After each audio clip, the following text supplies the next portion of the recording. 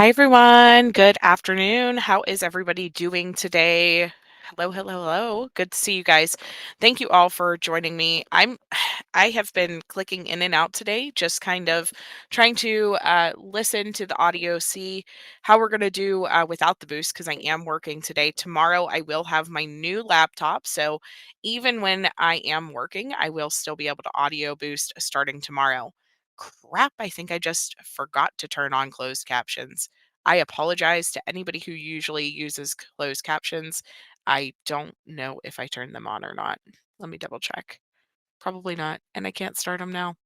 I do apologize. So, anybody who is coming in, if you are watching on Facebook, Twitch, or YouTube, where we are currently live, I believe we might also actually be live on Rumble. I tried to reset that back up. And so, if you guys are over on any of these other platforms and you're interested in joining into the live chat, you are more than welcome to come over to Sleuth Mom on YouTube. That is where the primarily most of the folks will be. Now, I am also going to start trying to build up my Twitch and do obviously the streams that I'm doing here, as well as some gaming type streams. If you guys are interested, go over and follow me on my Twitch as well. The gaming type streams would be more laid back and just kind of chit chatting about all of the things. So let me actually get that pulled up so that I can share the link for that. So I do want to pre-warn you guys, as I was clicking in and out and trying to take a look at the different things that were going on in court and how the audio was. um, I did take note that they did show Evelyn in the trash can. They show her wrapped in the blanket with her little legs sticking out. And so I'm not going to show that image. If you really want to see it, you're more than welcome to go check out the Court TV or the Law and Crime live stream for that particular image whenever it comes. But I am going to block that out. I was horrified that they they showed it, and just thinking about her in that situation. I would not want to be the jury that is listening to the details and seeing the actual things that happened to this poor baby's body, and seeing those photos as they come up, it's hard. We are as YouTube sleuths and Facebook sleuths and all of the different people who are watching this right now, and people in the community who are just seeking and wanting to watch justice be carried out and watch this mom, pay for her sins allegedly that she has committed. Obviously she's not guilty until she is found guilty in the court of law, but this is something that we as these sleuths that are watching this, I don't know how many trials you guys have watched, but we have watched quite a few here on this channel. And for us, it's a plural experience, right? We watch the trials, we know what to expect, we know what type of evidence they're going to present. We could practically become the cell phone data analysis. I can't even say that word. We could probably testify for some of these specialties, though, that they bring up at this point, because we have heard repetitive testimony over and over again about certain different things. But for these jurors that are sitting there in this courtroom, this is a singular experience for them. They are going to experience this for the first time throughout this trial, and it will likely be the only experience that they will ever have with the types of discussions and evidence that they're going to be showing throughout this. And so keep these jurors and the family and anyone sitting in this courtroom that are going through this as a singular experience, as something that is so close and personal to them. Keep them in your thoughts and prayers throughout this, because as equally as disturbing as the details are in every case, this is very troubling, because this is about the murder of, well, she would have actually been 13 months. All of the articles say 15 months, but at around the time that she was killed, she actually would have been closer to 13 months old at the time of her death. And so just keep that in mind as we're watching. I am going to go ahead and pull this up. Thank you guys all for being here. Sorry, I'm taking a look at the chat now. Hi, Ocean Tide. Hi, Seal. Hi, Mama Bear. Hi, In the Bushes. So good to see you guys. Hi, Red Rock. Hi, BC. Hi, Lisbeth. Hi, Kathleen. Hello, hello. Thank you guys. And thank you to whoever is watching over on Twitch as well. Welcome to the live stream. And so I'm going to go ahead and fire this up. Before I do so, I do want to ask you guys, please, to do all of the YouTube and social media things. Please hit the like button if you have not already. Consider becoming a member of the channel. It does help support and make sure that we are able to do this on a day-to-day basis. And yeah, do all the YouTube things. We will be watching this all week, all month, really. I hear that it should take around a month. So we're going to start with these opening statements, though. So let me shut up and I will pull this up for you guys.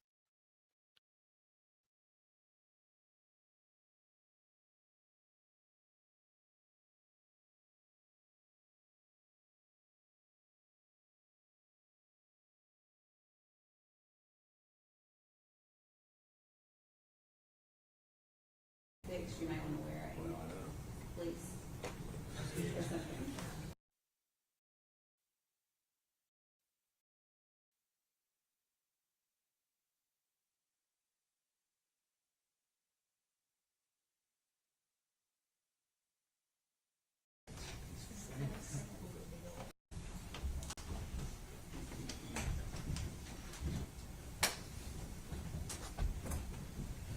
Completes my opening comments to you. We will now proceed with the reading of the presentment.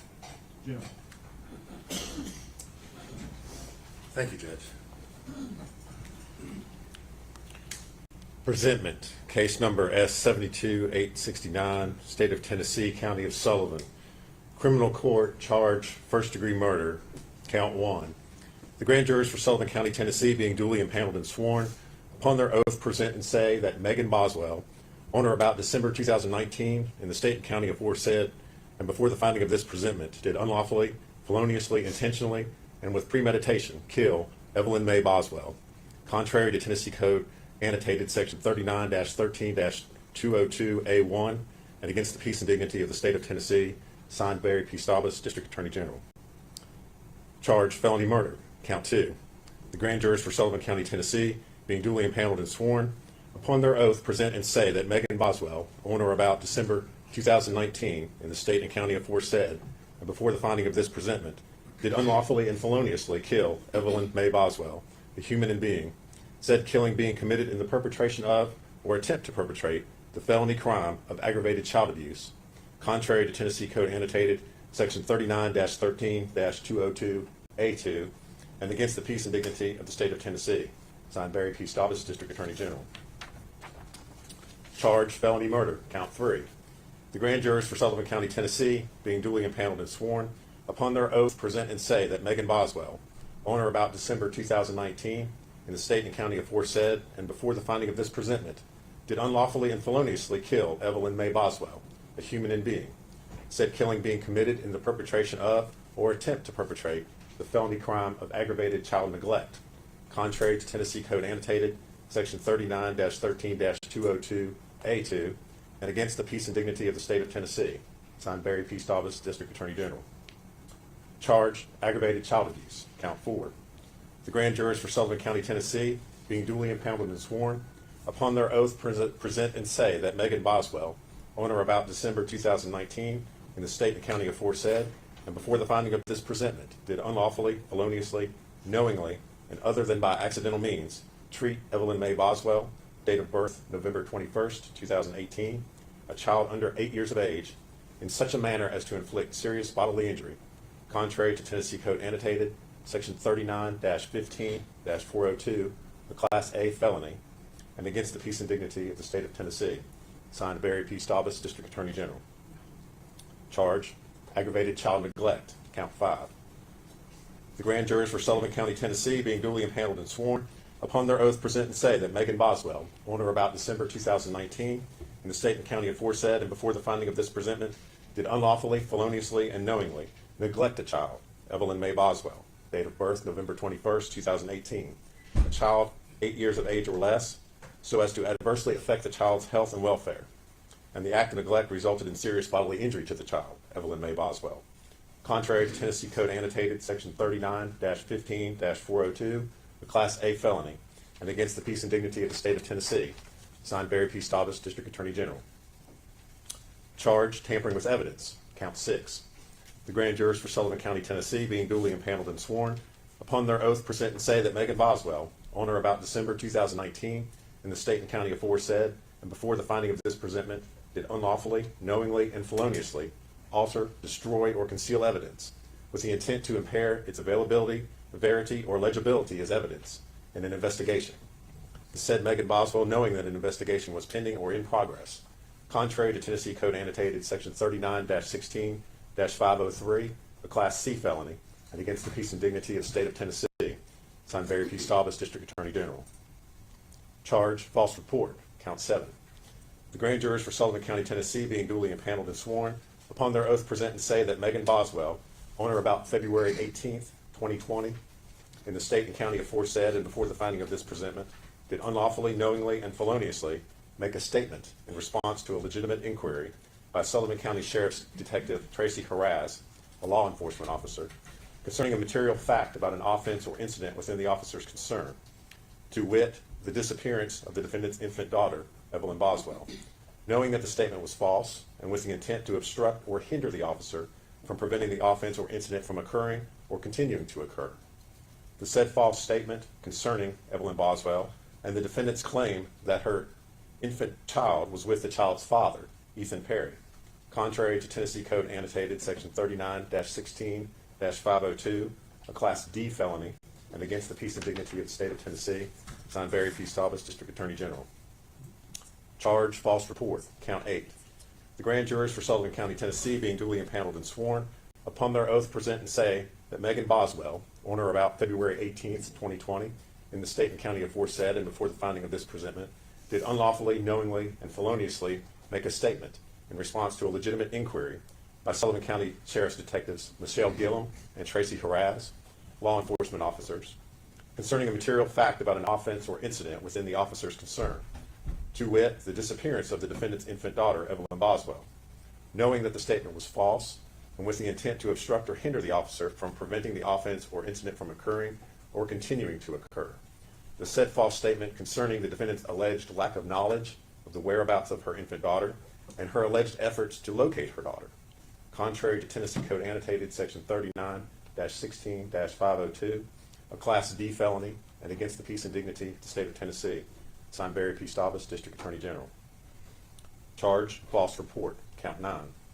The grand jurors for Sullivan County, Tennessee, being duly impaneled and sworn, upon their oath present and say that Megan Boswell, on or about February 18th, 2020, in the state and county aforesaid and before the finding of this presentment, did unlawfully, knowingly, and feloniously make a statement in response to a legitimate inquiry by Sullivan County Sheriff's Detective Lieutenant Steve Williams, a law enforcement officer, concerning a material fact about an offense or incident within the officer's concern, to wit, the disappearance of the defendant's infant daughter, Evelyn Boswell, knowing that the statement was false and with the intent to obstruct or hinder the officer from preventing the offense or incident from occurring or continuing to occur. The said false statement concerning the alleged last physical contact that the defendant had with her infant daughter and Ethan Perry's alleged refusal to respond to her text and voicemails regarding her daughter following an argument with Ethan Perry about the custody arrangements concerning her daughter. Contrary to Tennessee Code Annotated Section 39-16-502, a Class D felony, and against the peace and dignity of the state of Tennessee, signed Barry P. Staubus, District Attorney General. Charge, false report, count 10. The grand jurors for Sullivan County, Tennessee, being duly impaneled and sworn, upon their oath present and say that Megan Boswell, on or about February 18th, 2020, in the state and county aforesaid and before the finding of this presentment, did unlawfully, knowingly, and feloniously make a statement in response to a legitimate inquiry by Sullivan County Sheriff's Detective Captain Joey Strickler, a law enforcement officer, concerning a material fact about an offense or incident within the officer's concern, to wit, the disappearance of the defendant's infant daughter, Evelyn Boswell, knowing that the statement was false and with the intent to obstruct or hinder the officer from preventing the offense or incident from occurring or continuing to occur. The said false statement concerning the defendant's alleged last physical contact with her infant daughter and the defendant's alleged lack of knowledge of the whereabouts of her infant daughter, even though she had concerns that her daughter was possibly injured. Contrary to Tennessee Code Annotated, Section 39-16-502, a Class D felony, and against the peace and dignity of the state of Tennessee, signed Barry P. Staubus, District Attorney General. Charge, false report, count 11. The grand jurors for Sullivan County, Tennessee, being duly impaneled and sworn, upon their oath, present and say that Megan Boswell, on or about February 19th, 2020, in the state and county aforesaid and before the finding of this presentment, did unlawfully, knowingly, and feloniously make a statement in response to a legitimate inquiry by Federal Bureau of Investigation agents Jeff Blanton and Todd Wilcox, law enforcement officers, concerning a material fact about an offense or incident within the officer's concern, to wit, the disappearance of the defendant's infant daughter, Evelyn Boswell, knowing that the statement was false and with the intent to obstruct or hinder the officer from preventing the offense or incident from occurring or continuing to occur. The said false statement concerning the alleged time frame of when the defendant gave her infant daughter to Ethan Perry to keep, since she could not handle her daughter anymore, and Ethan Perry's alleged threats to take the defendant to court to address the custody of their daughter. Contrary to Tennessee Code annotated section 39-16-502, a Class D felony, and against the peace and dignity of the state of Tennessee, signed Barry P. Staubus, District Attorney General. Charge false report, count 12. The grand jurors for Sullivan County, Tennessee, being duly impaneled and sworn, upon their oath present and say that Megan Boswell, on or about February 20th, 2020, in the state and county aforesaid and before the finding of this presentment, did unlawfully, knowingly, and feloniously make a statement in response to a legitimate inquiry by Sullivan County Sheriff's Detective Captain Joey Strickler, a law enforcement officer, concerning a material fact about an offense or incident within the officer's concern, to wit, the disappearance of the defendant's infant daughter, Evelyn Boswell, knowing that the statement was false, and with the intent to obstruct or hinder the officer from preventing the offense or incident from occurring or continuing to occur. The said false statement concerning the defendant's alleged claim that she last saw her infant daughter in the custody of Ethan Perry on December 26, 2019, and that she had not contacted the police to report her missing child on the advice of Angela Boswell, the defendant's mother. Contrary to Tennessee Code annotated section 39-16-502, a Class D felony, and against the peace and dignity of the state of Tennessee, signed Barry P. Staubus, District Attorney General. Charge false report, count 13. The grand jurors for Sullivan County, Tennessee, being duly impaneled and sworn, upon their oath present and say that Megan Boswell, on or about February 20th, 2020, in the state and county aforesaid and before the finding of this presentment, did unlawfully, knowingly, and feloniously make a statement in response to a legitimate inquiry by Tennessee Bureau of Investigation agent David Gratz and Sullivan County Sheriff's Detective Sergeant Matt Price, law enforcement officers, concerning a material fact about an offense or incident within the officer's concern, to wit, the disappearance of the defendant's infant daughter, Evelyn Boswell, knowing that the statement was false, and with the intent to obstruct or hinder the officer from preventing the offense or incident from occurring or continuing to occur.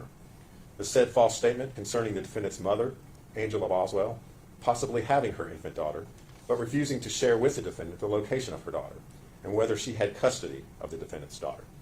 Contrary to Tennessee Code annotated section 39-16-502, a Class D felony, and against the peace and dignity of the state of Tennessee, signed Barry P. Staubus, District Attorney General.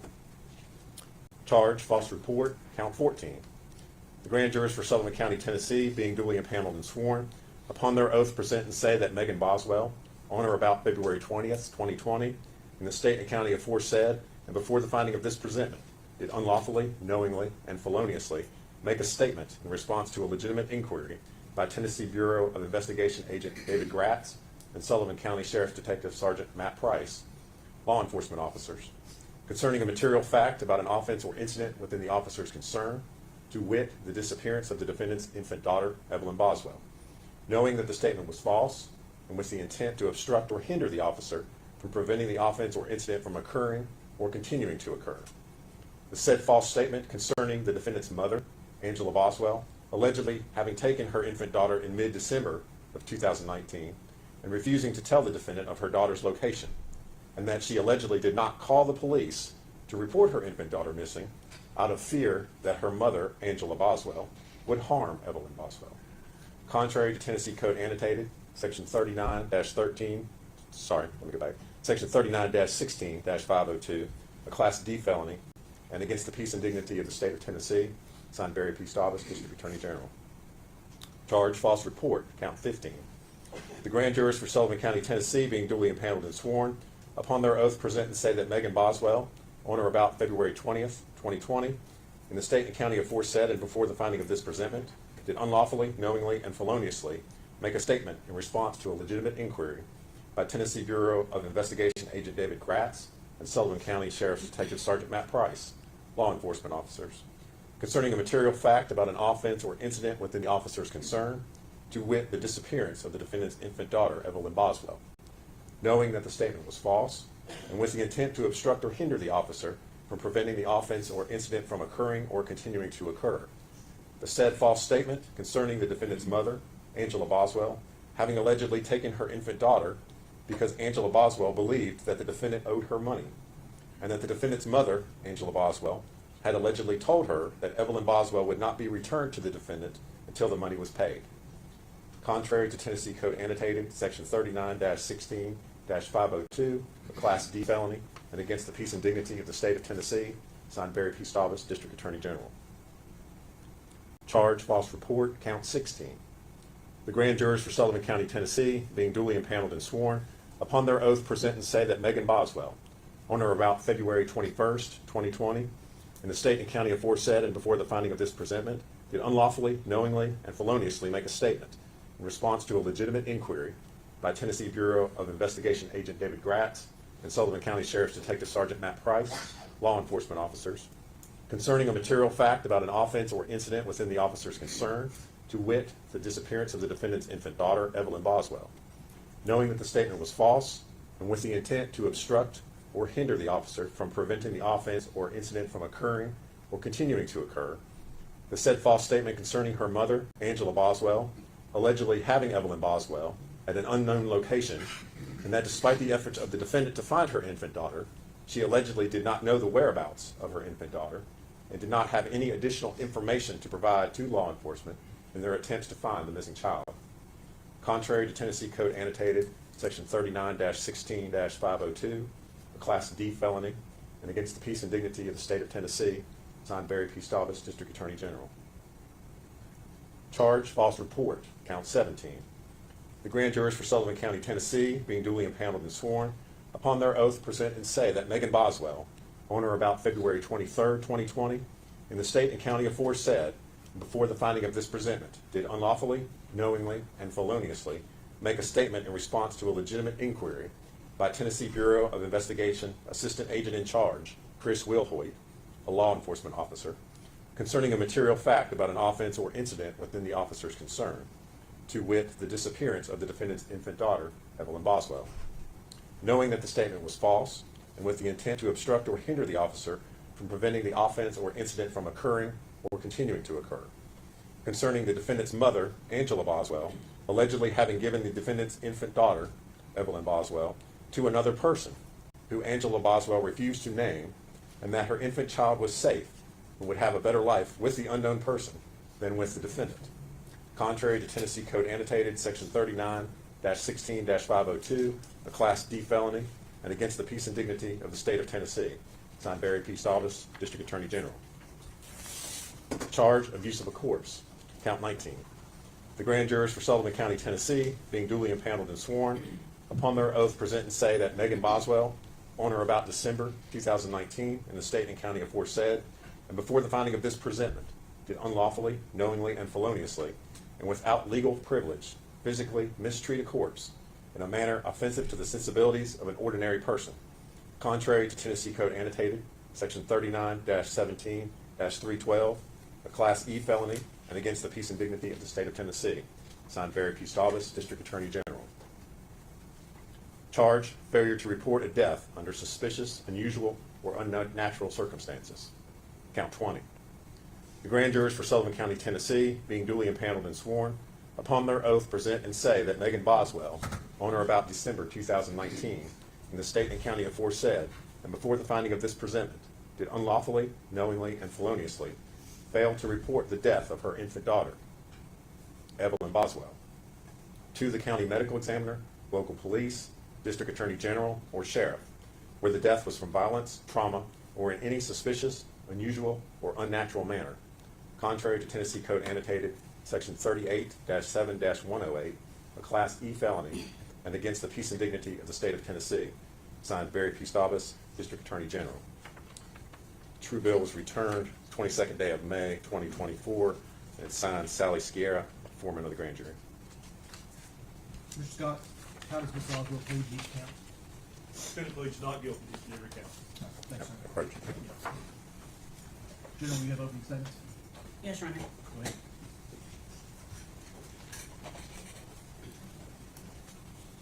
Good morning. Today we're going to talk about Evelyn Boswell for a few minutes.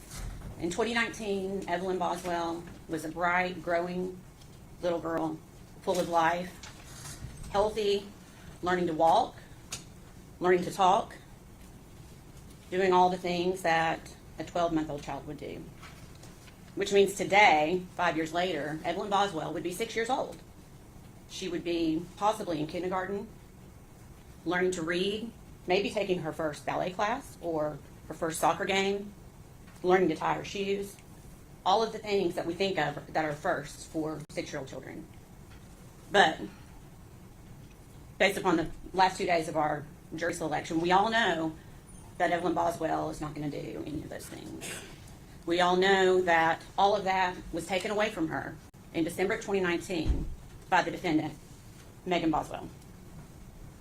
And her life wasn't just cut short. It's not just a tragedy. Her life was violently ripped away from her.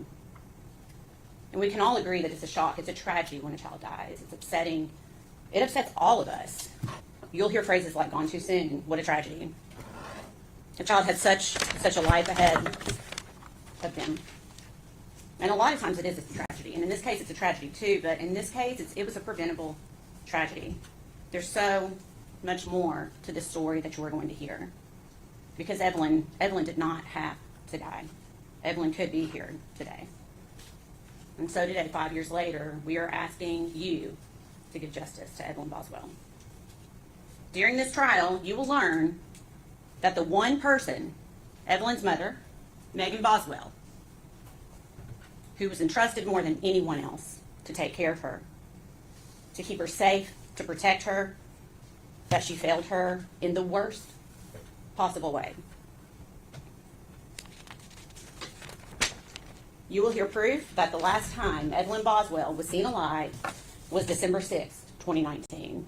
You're going to hear that date a few times during this trial. That is the last time that Evelyn Boswell was seen alive. And that was just a few weeks after her first birthday.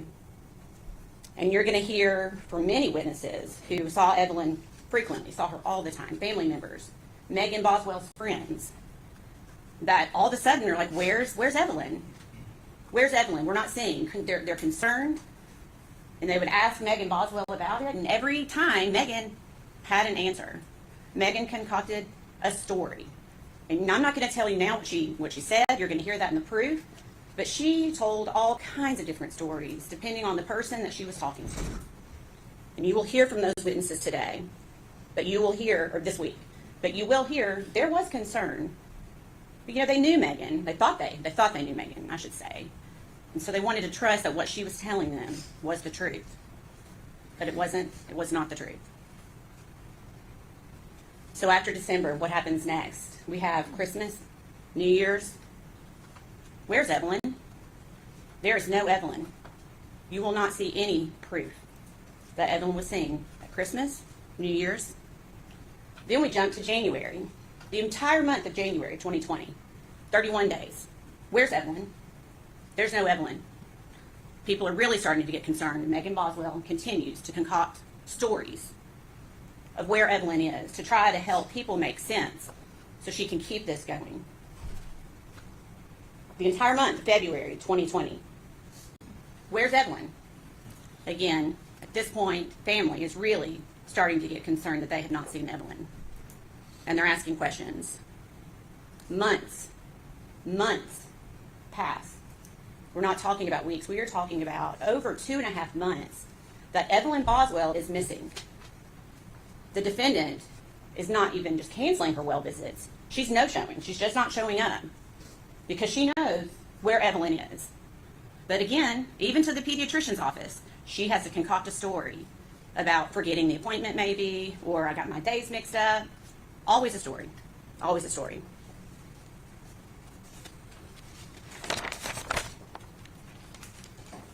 So we know now, we did not know then, but we know now that from early December, Evelyn Boswell, even though it had not been reported, by Megan Boswell. Evelyn Boswell was a missing child from early December until almost the end of February. She was a missing child. And the only person who knew that, the person who was entrusted to take care of her the most, is the only person who knew that Evelyn was actually missing. And she just left it unreported. Over 2 months later, finally, Megan Boswell's dad, Tommy Boswell, finally essentially puts an ultimatum down on his daughter and says, I'm tired of the stories. If you don't show me my grandchild by the next day, I'm essentially calling the police.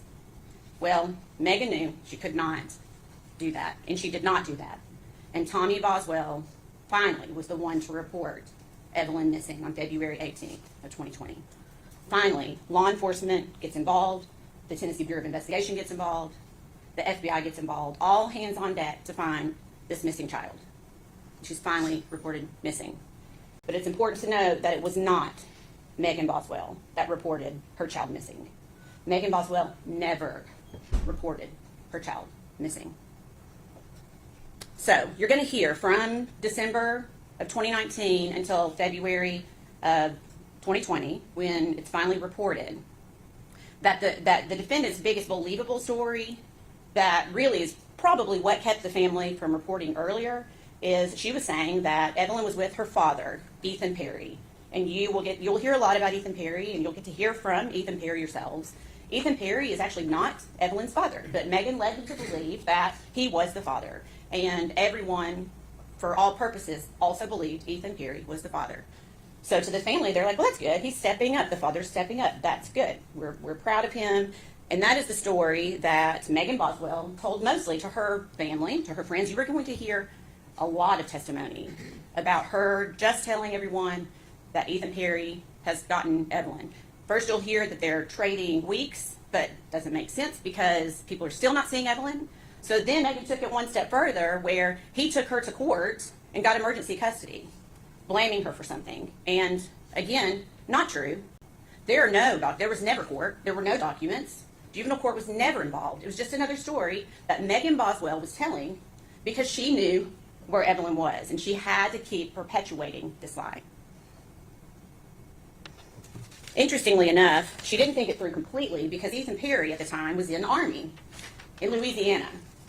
He lived in barracks, and I think we all understand and know that in the barracks, there's not going to be a toddler running around. But Megan Boswell, in perpetuating that story, she didn't care.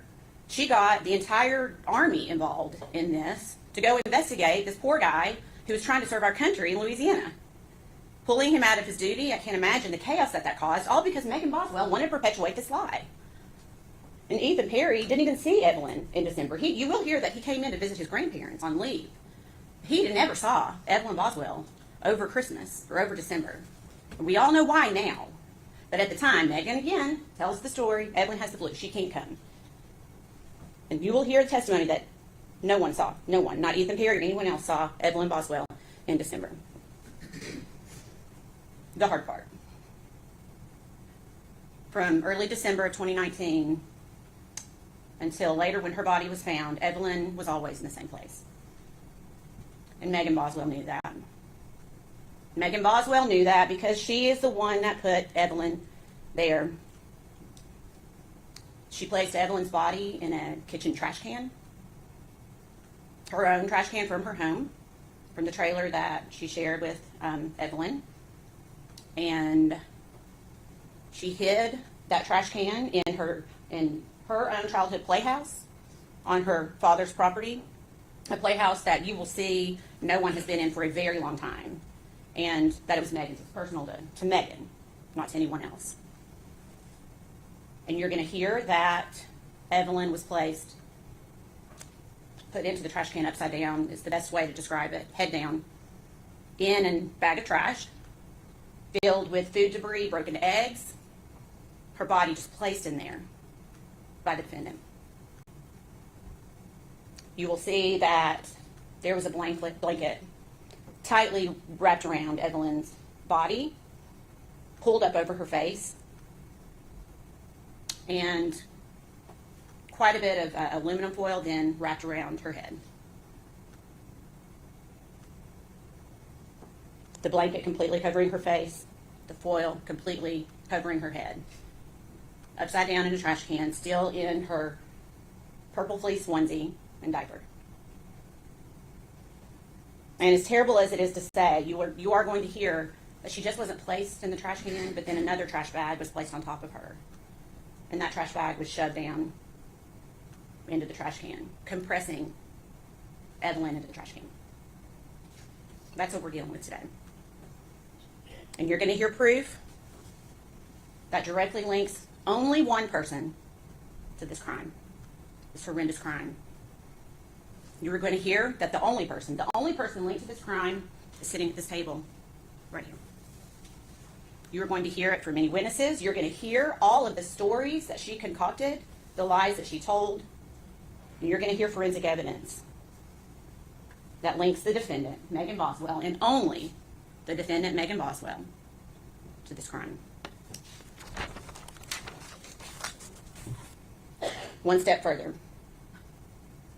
This entire time, Evelyn is decaying, decomposing in this trash can, again, upside down and compressed. What is Megan Boswell doing? Is she mourning her child? Is she worried? Is she scared? What is she doing? What would a mother be doing? Well, it's not what Megan Boswell was doing. And you're going to hear that because Megan Boswell got a new boyfriend, and it conveniently happened at pretty much exactly the same time that Evelyn disappears. When no one sees Evelyn again, Megan Boswell has decided she's just going to, Evelyn just out of the head, and she's moving on with her life. And she is living her best life, and you will hear that. She has this new boyfriend who has money, or at least she thinks he has money, and she's going to have a better life for herself. Not her child, but for herself. You will hear that she takes trips. She's clearly falling in love. She moves out of the trailer that she was living in with her child and moves in with this guy within weeks into his home in a very nice neighborhood in Blunteville, Tennessee. You are going to hear testimony that Megan Boswell is taking trips to Gatlinburg, to Pigeon Forge, staying at Margaritaville Hotel, all while her child is upside down decomposing in a trash can. You will never hear that Megan Boswell was upset, mourning her child, crying. All she does is continue to concoct lies to cover up what she did. Is that what a mother does?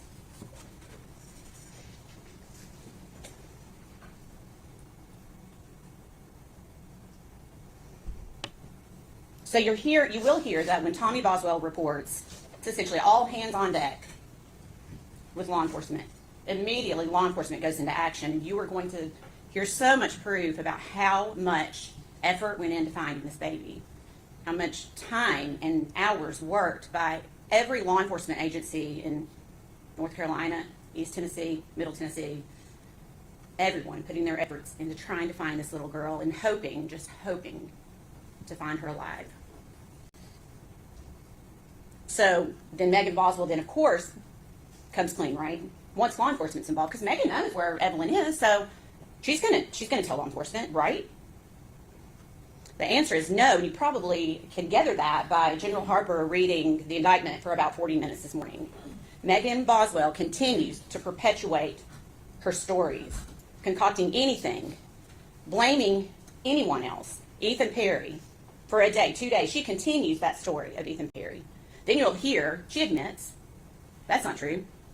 So then she tries to blame her mom, her own mom. She decides to try to blame to try to get out of this because she knows this snowball is rolling down this hill and she's trying to stop it the best she can. Why is she doing that? It's because she knows that she brutally murdered her child and she's trying to cover it up. And maybe she had that hope that Evelyn would never be found. And even to this day, 5 years later, Evelyn would still be a missing child. The defense said something really interesting in jury selection yesterday afternoon that I want to touch on. He said to you, you only have one chance to get this right. Do you remember that? Then he said, Megan only has one chance to get this right. Do you remember that?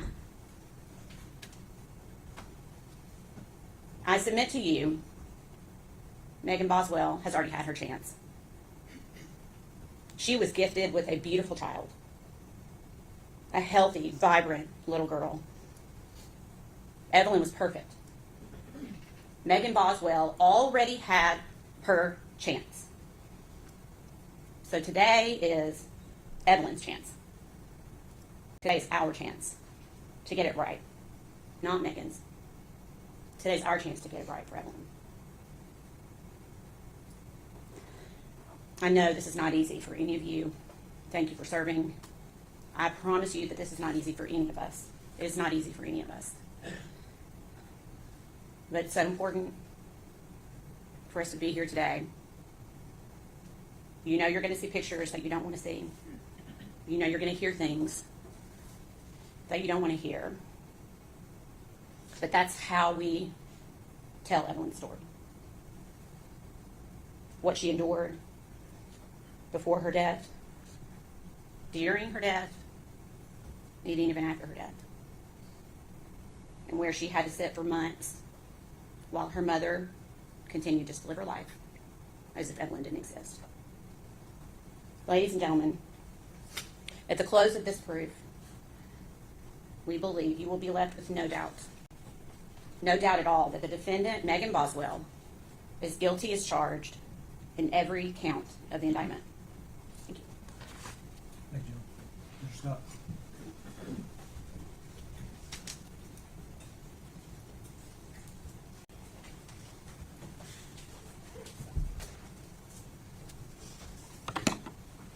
Morning.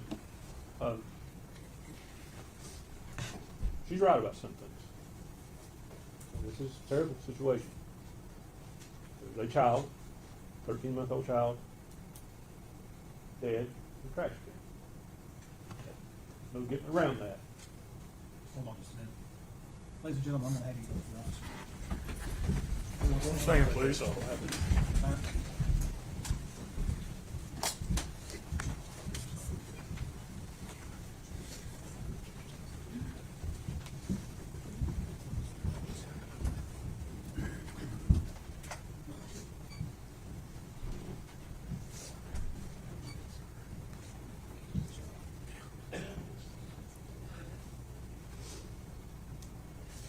Maybe see the thing. Who are you with?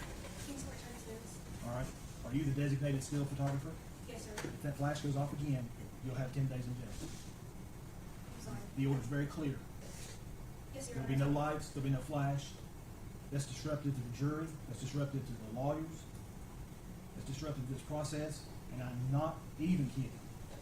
If I see another light, whoever it comes from will immediately be held in criminal contempt of this court and taken to jail for 10 days. Yes, Your Honor, I'm sorry. I have it on not flash on my settings. Well, it went off because it was right in my face. Now, I've got a feeling that one or two of them is going to go back. It's going to take us about 15 minutes to get started. So we'll take about 10 minutes. Thank you. Court stands in recess.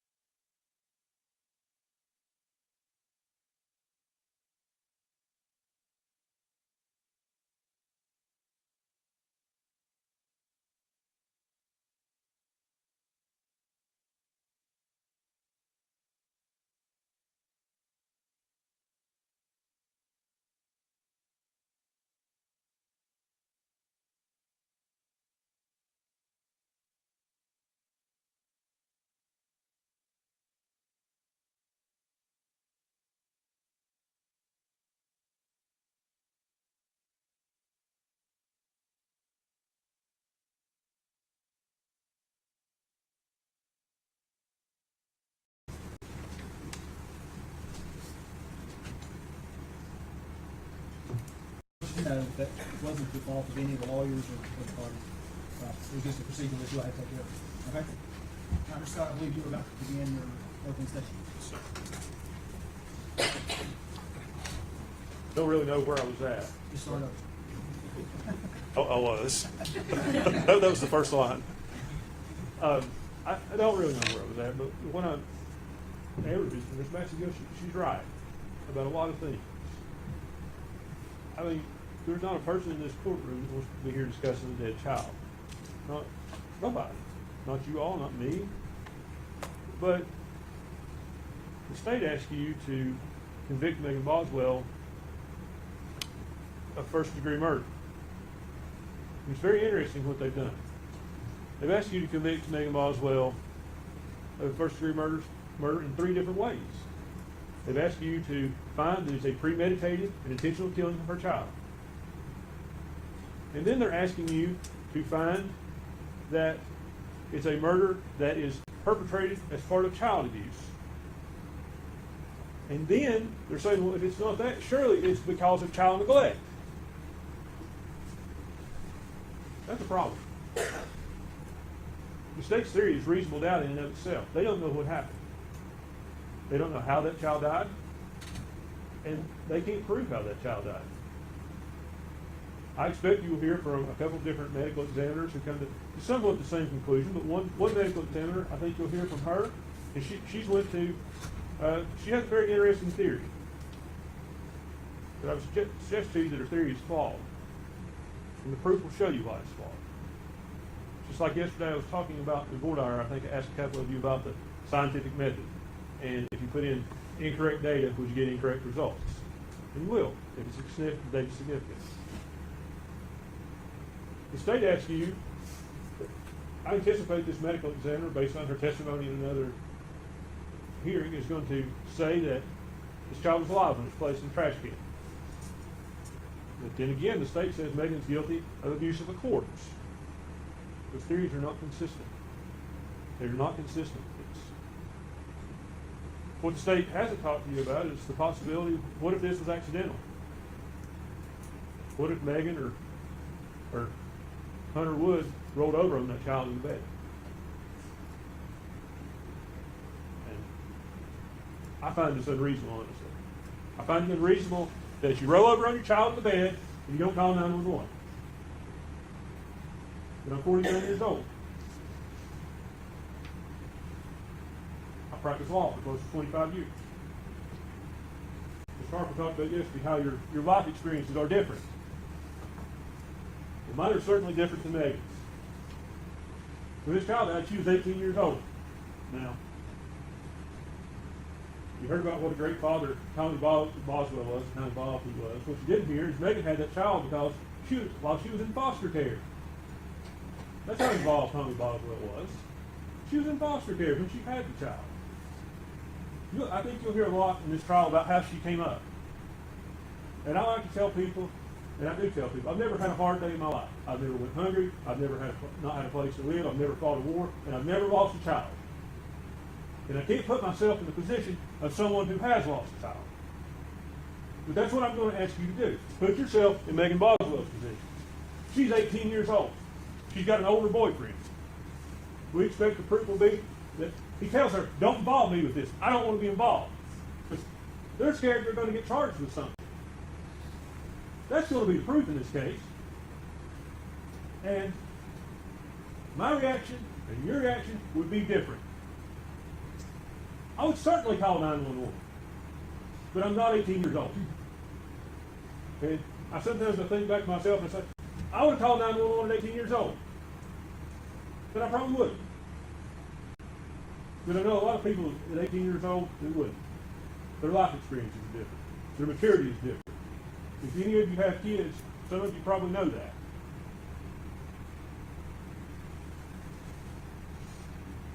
Now, I want to talk to you about about the indictment itself. We entered a not guilty plea to each and every count, but we persisted in that. But that probably seems disingenuous to some of you all about certain things, and I want to explain why. Counts 7 through 17 charge false report.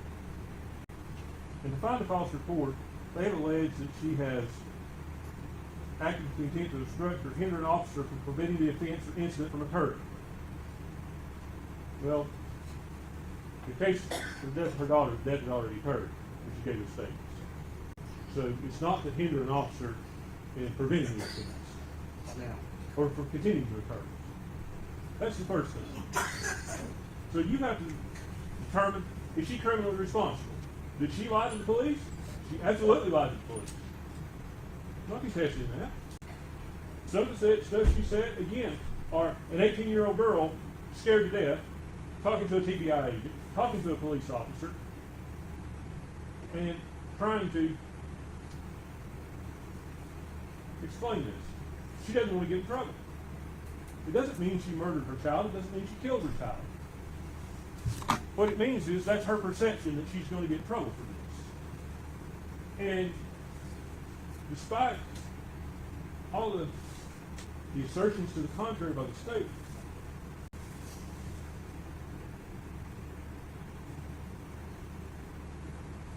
this is a trial, and I want to choose my words carefully.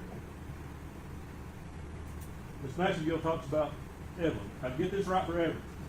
Get justice for Evelyn. Now, I want you to hear me out before you judge my statement. There's nothing you all are going to do that's going to change anything for Evelyn.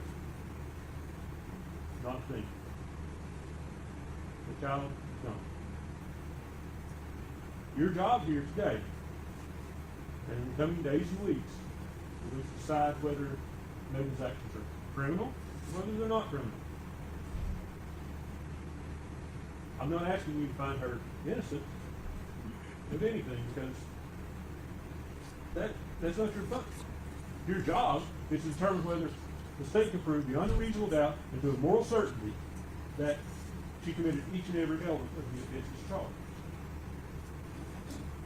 And you're not going to be able to do that. Their theories are absolutely inconsistent. Premeditated murder, oh well, if we can't prove that, maybe we'll get a bite of glass. And I would suggest to you that the investigation into this case, once it focused on Evelyn Boswell, it focused on Evelyn Boswell.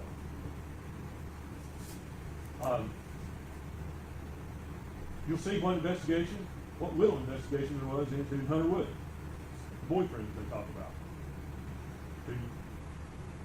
It's like he's out of the picture. It's just Megan that did this.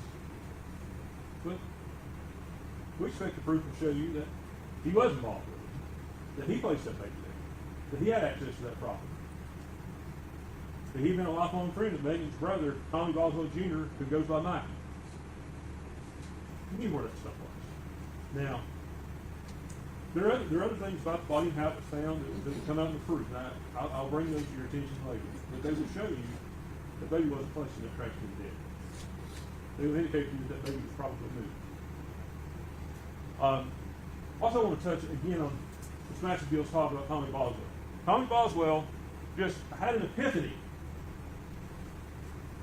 Well, he had an epiphany after they searched his property over and over, after they'd run a cadaver dog by that building where the baby was and didn't hit on it. Then one day he'll just pick up the phone and say, hey, I just got to thinking, Megan had this playhouse down here. Maybe you should come and search it. The cadaver dog didn't hit. Seems strange that the TBI searches your property and you would say, search all the buildings. Look at the playhouse. Why?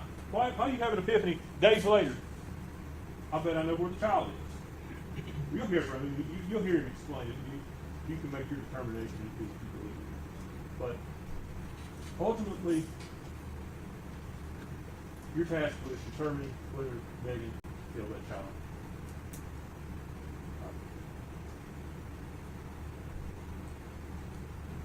The child could have died of sudden death syndrome, some upper range of sudden death syndrome, but it's still there. And that child, I think that child's date of birth is middle of November. So when we say a 13-month-old child, the child was barely 13 months. Could have died, Matt could have died from some wrong open, as I believe. Just negative. And certainly, disposing of that body the way it was disposed of is not excusable. It doesn't excuse anything. It doesn't make it right. It doesn't mean she's wrong. It doesn't mean that. I want to talk to you about the last count that we pled not guilty to on abuse or failure to report a suspicious death. And as indicted,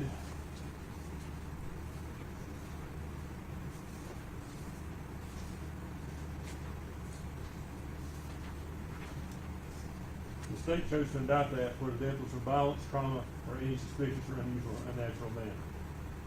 Now, I can't deny she didn't report it. She didn't report it. There's no denying that. But what I would tell you is what that indictment leaves out is a key part of that statute. And had it included that, I would have pled guilty, had her plead guilty to that. And that talks about where the unexpected death of a child is to good health or sudden if it's death signal. Had that have been included, she would have stood up and said, I'm guilty of that, I did that. It's not included because the indictment wants to make it that she committed a violent offense against the child. Lying to the police, improper disposal of the body, or whatever part she played in that, doesn't mean she murdered the child. It means she was an 18-year-old girl with cancer. That's what you have to think about when you hear this proof. That's all I've got to say to you. I thank you for your time and attention. I know I probably cross-examined you a lot of it fairly hard the other day. I mean no disrespect by that. I just want you to know in the jury selection process I did that because we have to have jurors that, make sure that you can dig it. That's the only reason. I mean, absolutely no disrespect. If I was hard on you, I apologize for that, but I don't apologize for standing up for me. Thank you, Scott. Sheriff, wait for it, please. State would call Agent Brian Fraley.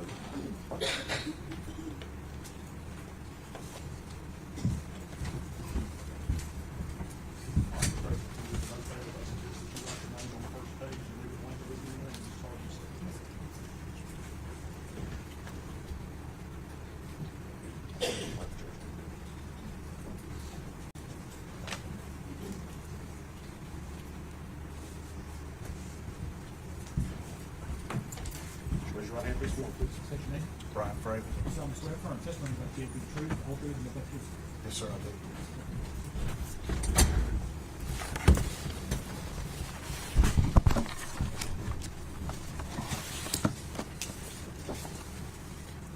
Good morning. Good morning, sir. If you would introduce yourself to the jury, please. Good morning. My name is Brian Fraley, and I'm a special agent with Tennessee Bureau of Investigation. All right. Agent Fraley, how long have you been with the Tennessee Bureau of Investigation? 19 years. All right. What is your current position or assignment there? Senior special agent out of the Johnson City office, assigned to the Criminal Investigation Division.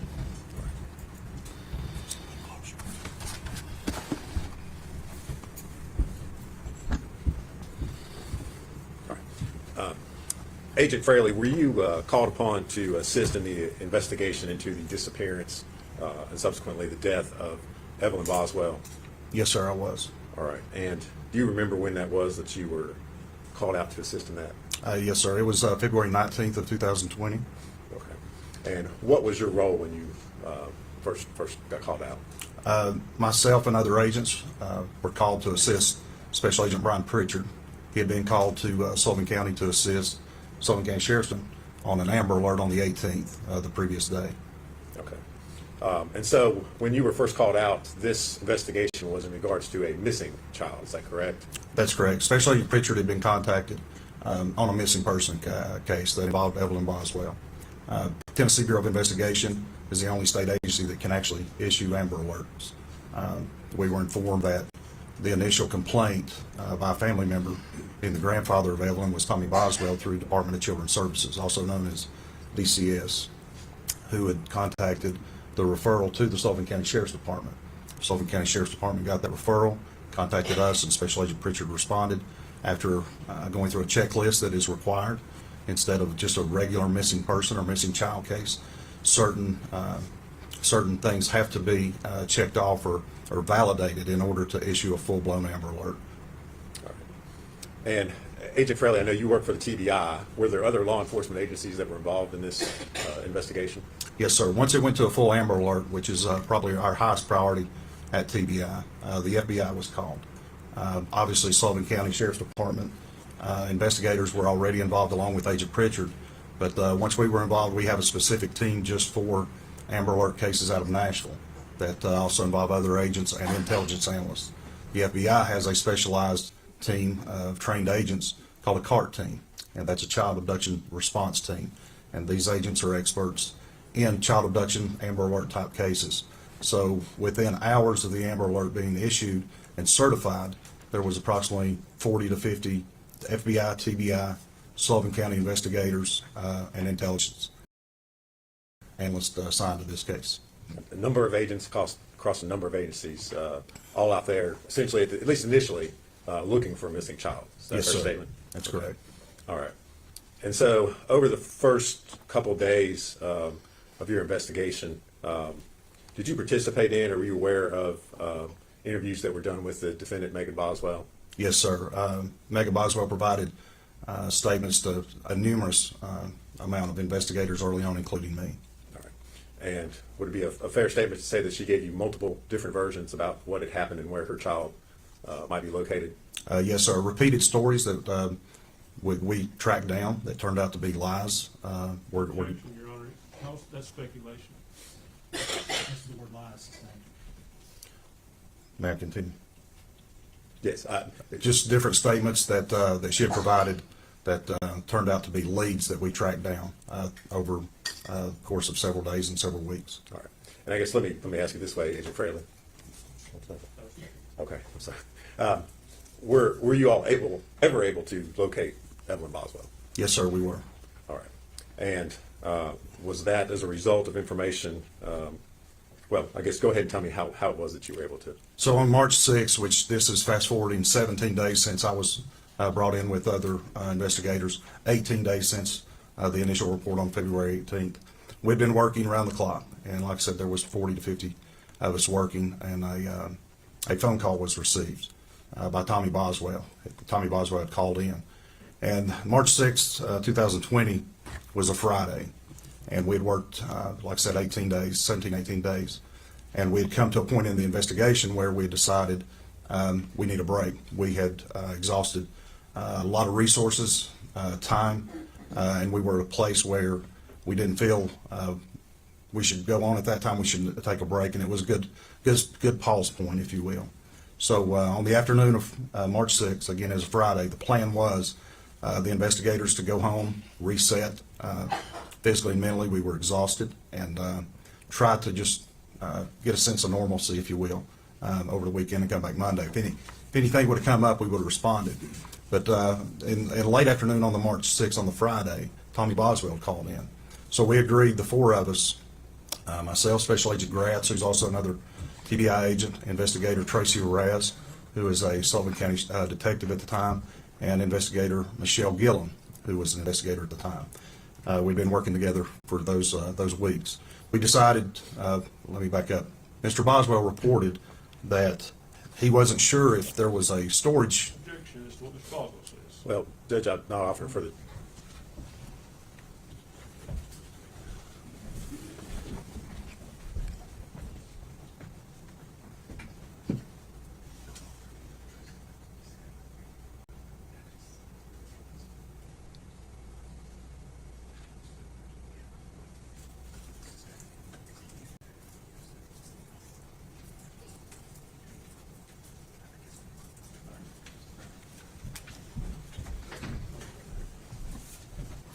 Sustained.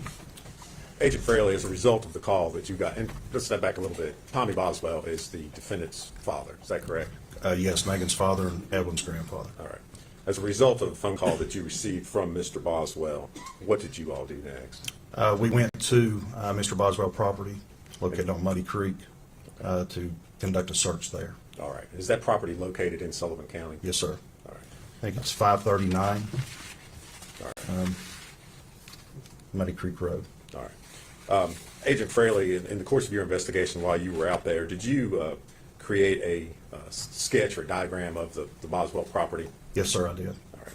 If I could, I'm going to hand you a document, ask you if you can identify what's shown.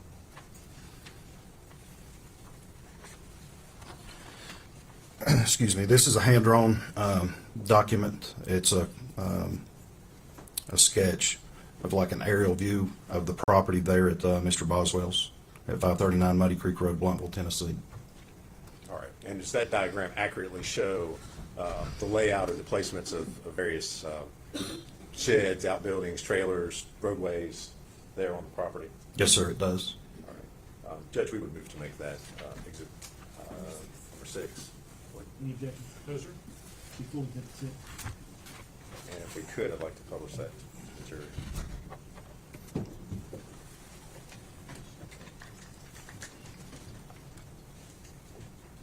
Are you gonna use the yellow thing? Well,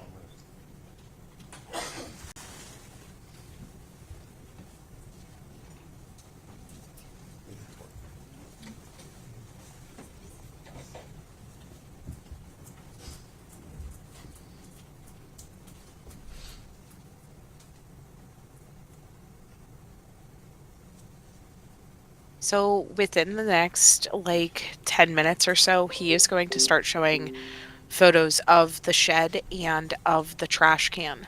Whenever he gets to the photo of the trash can, I am not going to show the contents inside because, like I said, it unfortunately does Judge, I include, think you fairly made you me can step see down on the- baby Evelyn's leg. So I am going to put something up Maybe on you the can just step screen down. whenever they show that particular Witness. I mean, picture. you can If try to you handle really it need to first see point. it that bad, it is still on the live streams from Court TV and I Law can and see that. Crime You see it and okay the from there. I Daily didn't know if News. you- So, but just so you guys are aware, I will put something up to protect Are you okay from- everybody Yes, who's sir. watching. I I can see think that. And And I have details it in front of that me are as going well to be on my horrific screen. enough without If you having would to kind see of that. point out, I guess, the major landmarks that are shown there in the diagram. Yes, sir. So this top house here is Tommy Boswell's, as it was described to us. This resident here was a mobile home that was described as his mother's. This is the shed that we had information on right there. That's like a yard barn or an outbuilding. And then here is notated as what we described and what was described as a playhouse. I don't know what happened. Almost like- It's like you lost your speed.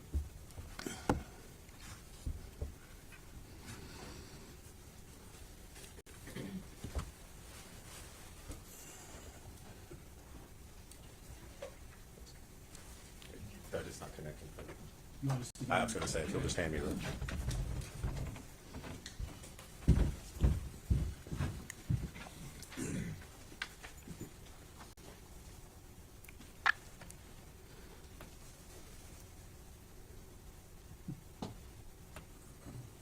You got it. Let's say that.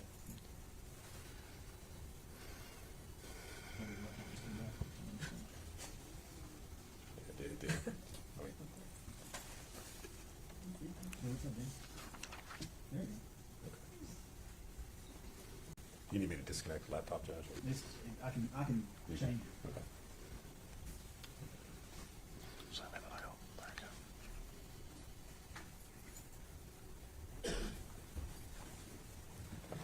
Continue. Continue, please. All right. So yes, right here, behind that shed or yard barn, if you will, was a playhouse, and it's noted Playhouse ROE. ROE is an acronym for us, Recovery of Evidence, which was the body of Evelyn Boswell. Up in the right-hand corner is my notes are like a key to this, which indicates the date, our case number, the location, and my signature with the date, notating that I was the one that drew this sketch. Agent Fraley, you've got the driveway shown through the middle part of that diagram there. Was there any sort of gate or anything that, as far as being able to enter or exit the property? I recall, I think there was a gate at the bottom from Muddy Creek Road to the driveway. All right. Okay.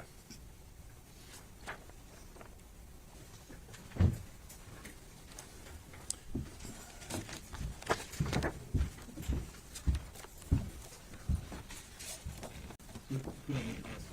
We don't need that.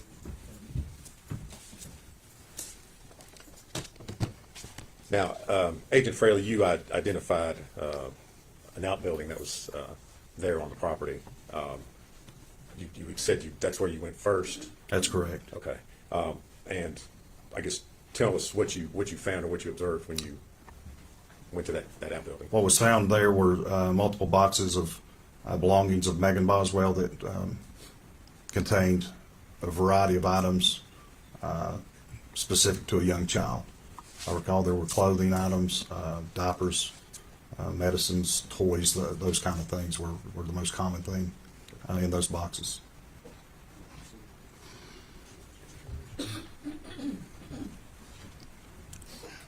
Agent Fairley, I'm going to show you 3 photographs and ask you if you can identify what's shown in those.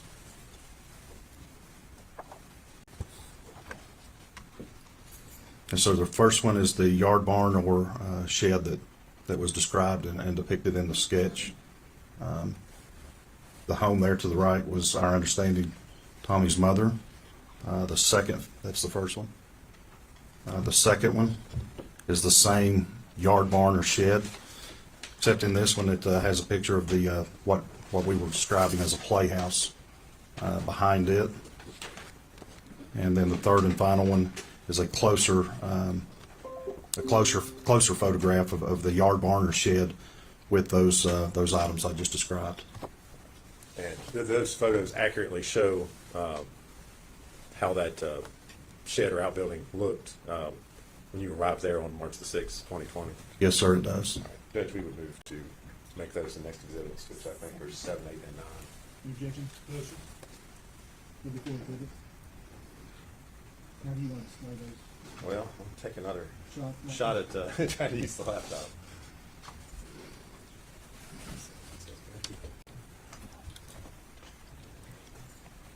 General, which order did you want these pictures marked? Whatever. I want them the way you described them. First one, the yard barn with the home. Second one, the yard barn with the playhouse behind it. Third one is the close up to the yard barn behind it.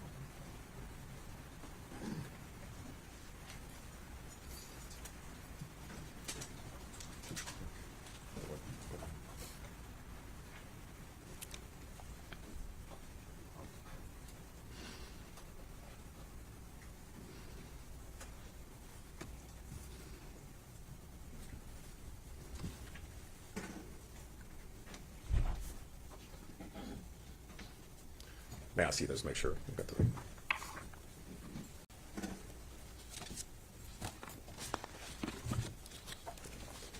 All right, Agent Fraley, I'm got up on the screen what's been introduced as Exhibit 7. If you would tell the jury what they're looking at. So this is the yard barn or shed that I was describing.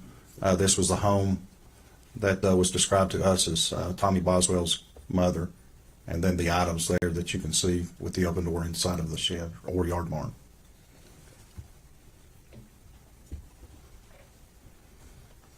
And next is Exhibit 8. Yes, sir. Again, the yard barn with the door open, showing those items described. And this building here behind the yard barn is what I described and is notated on my sketch as the playhouse where Evelyn's body was recovered. Next, Exhibit 9. Yeah, again, that's just a closer photograph of the yard barn or shed with those items I described placed inside there.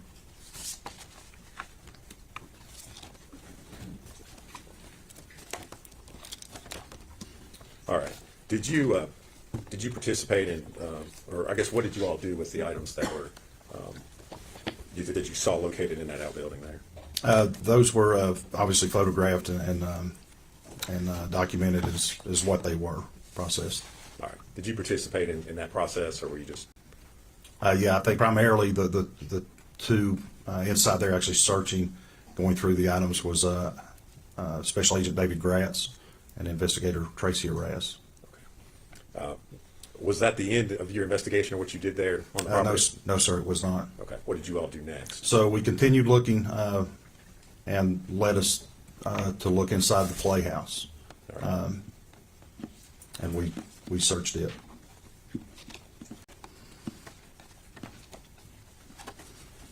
And what did you find, if anything, upon looking in the playhouse? There were, once the door was opened, right inside the door, as the opening of the door, was a trash can, like a tall kitchen model, common trash can, and 2 bags of trash beside of it.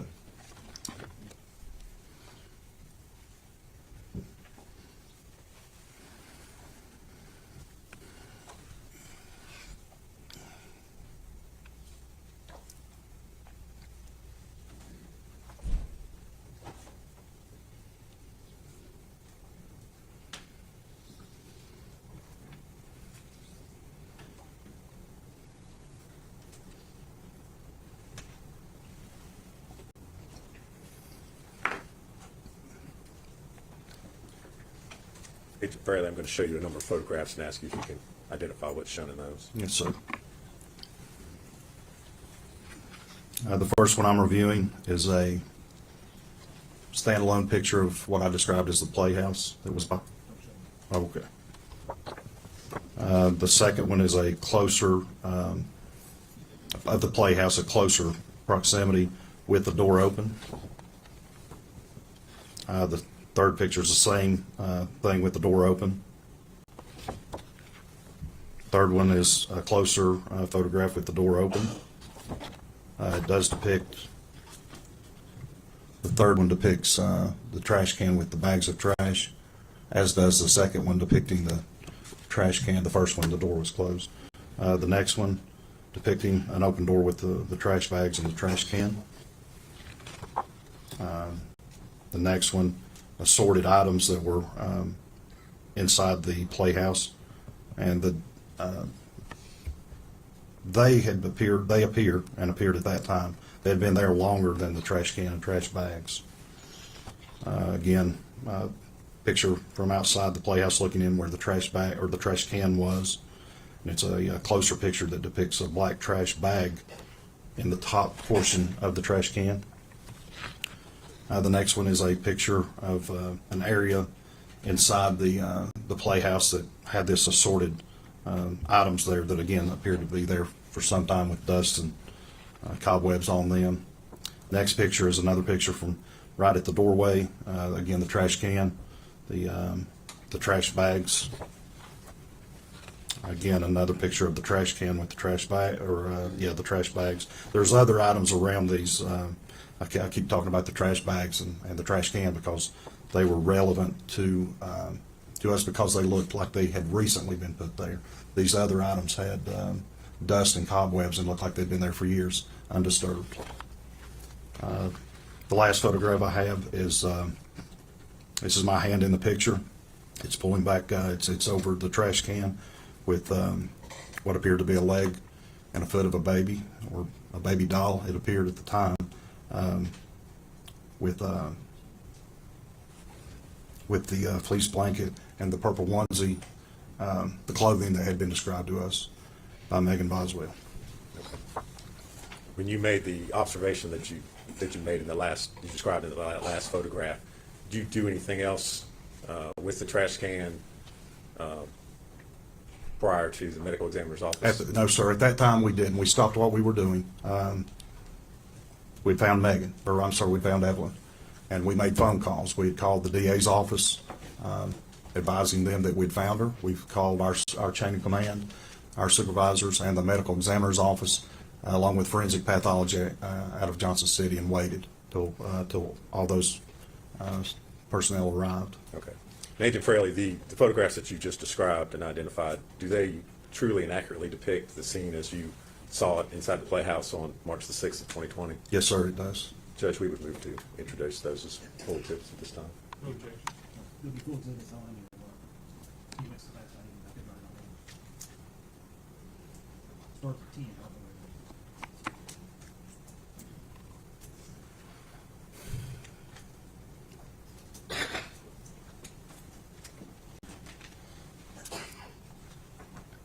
Ten through 19, Judge.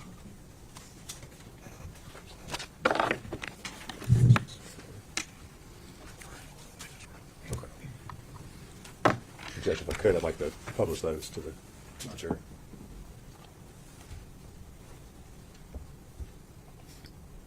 All right. Agent Fraley, I'm going to start with Exhibit 10. Yes, sir. You would describe what the jury's looking at. That's a playhouse that was located behind the yard barn.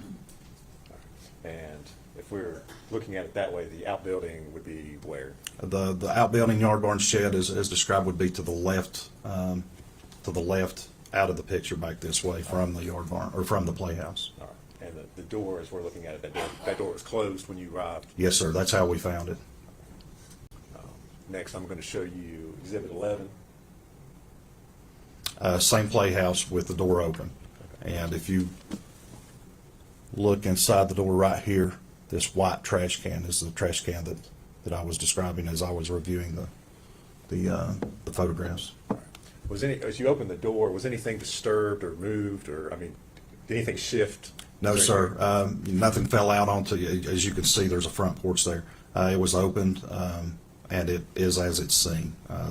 Obviously, the trash can's kind of tilted the way it is there, and the other items throughout the playhouse.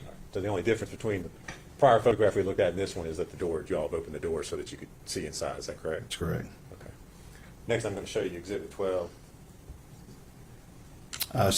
Same, obviously, playhouse, just from a different angle. You can see the trash can there on the left, and those two, you can see the main portion of the one bag and partial portion, excuse me, of the second trash bag, two white trash bags there. Obviously, other items, the blue tote, the brown piece of furniture, and other items there. Now we're looking at Exhibit 13. Yeah, again, there at the playhouse, just a closer angle or closer photograph, Okay. right inside the door. You mentioned earlier that it looked like or appeared to you that some of the items had been there for quite a while, and that some of them did not. Yes, sir. Is there anything in that photograph that indicates that to you or that you can see? Yes, sir. So the trash can and the two bags appeared to me that they had been placed there recently. The other items, like I said, the blue tote, those other things, these right here, that cardboard box, these items back here on the shelf, they just look dated and like they've been undisturbed for quite some time because, again, they had dust and cobwebs located throughout the playhouse, except for that portion right there, right at the front door. Now showing you Exhibit 14. Yes, sir. What are we looking at there? Same thing. That's right inside the playhouse to the right. If you just stuck your head into the playhouse from the doorway, this would be to the right. And again, these items you can see specifically on this bag here. Well, a lot of these things, it's just dust covered, indicating to me that it had been there a while. Agent Fairley, actually, if you're looking at the lower right-hand corner of the photograph, is that the door frame right This there? is the right-hand door frame with the clasp for a lock. So yeah, again, like I said, if you were standing outside, just peering inside, that's kind of the angle or the view that's depicted in this photograph. All right. Now showing you Exhibit 15. Yes, the trash can again, this is taken from outside the doorway. This is me here. So the photograph depicts me, and then inside here, and the trash can with the black trash bag unraveled at that point.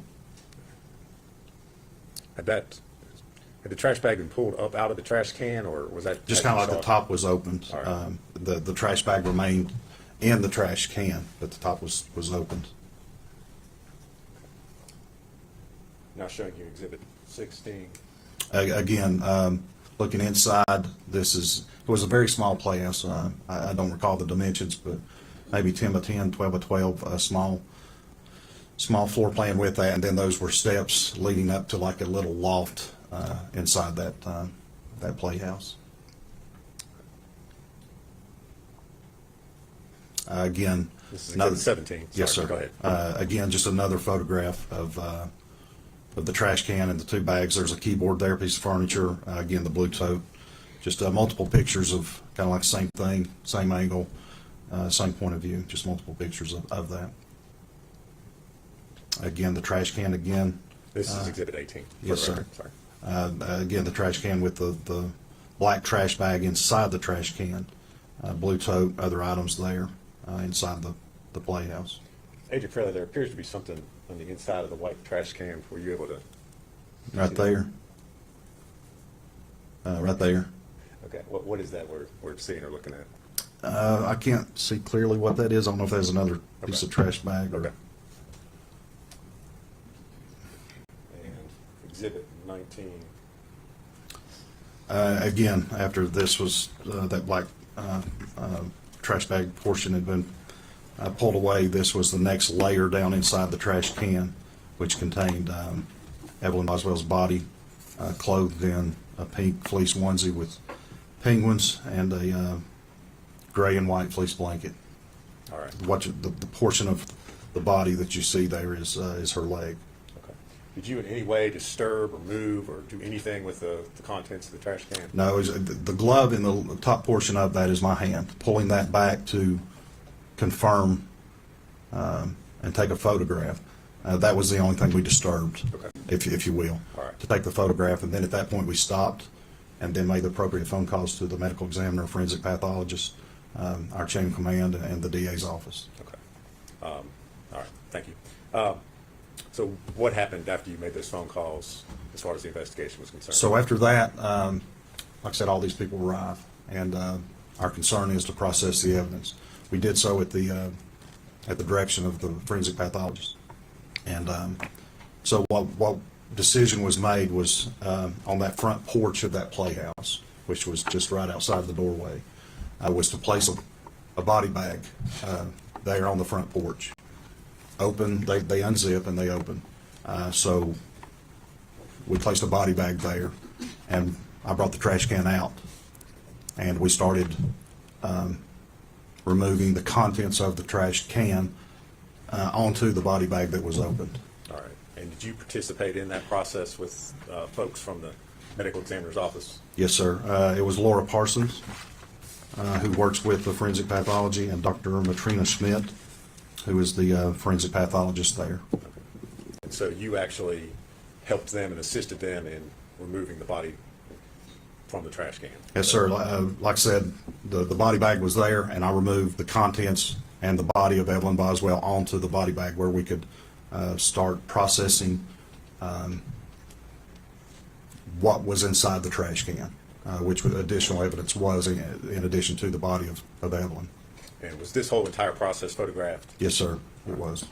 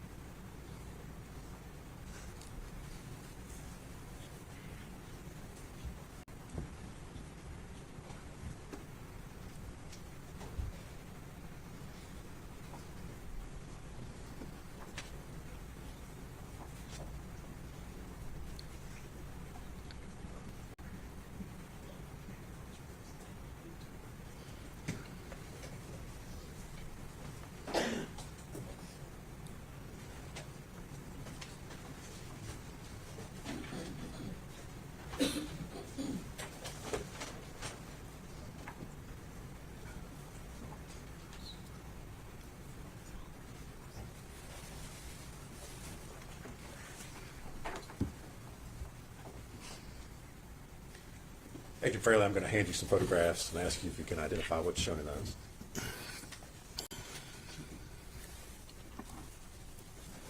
The first one is, as I just described, the body bag that's unzipped and placed on the front porch on top of paper. I think it was butcher paper we rolled out. But the first one is me removing the contents of the trash can, which included Evelyn's body. That's my arm in the top portion of that photograph.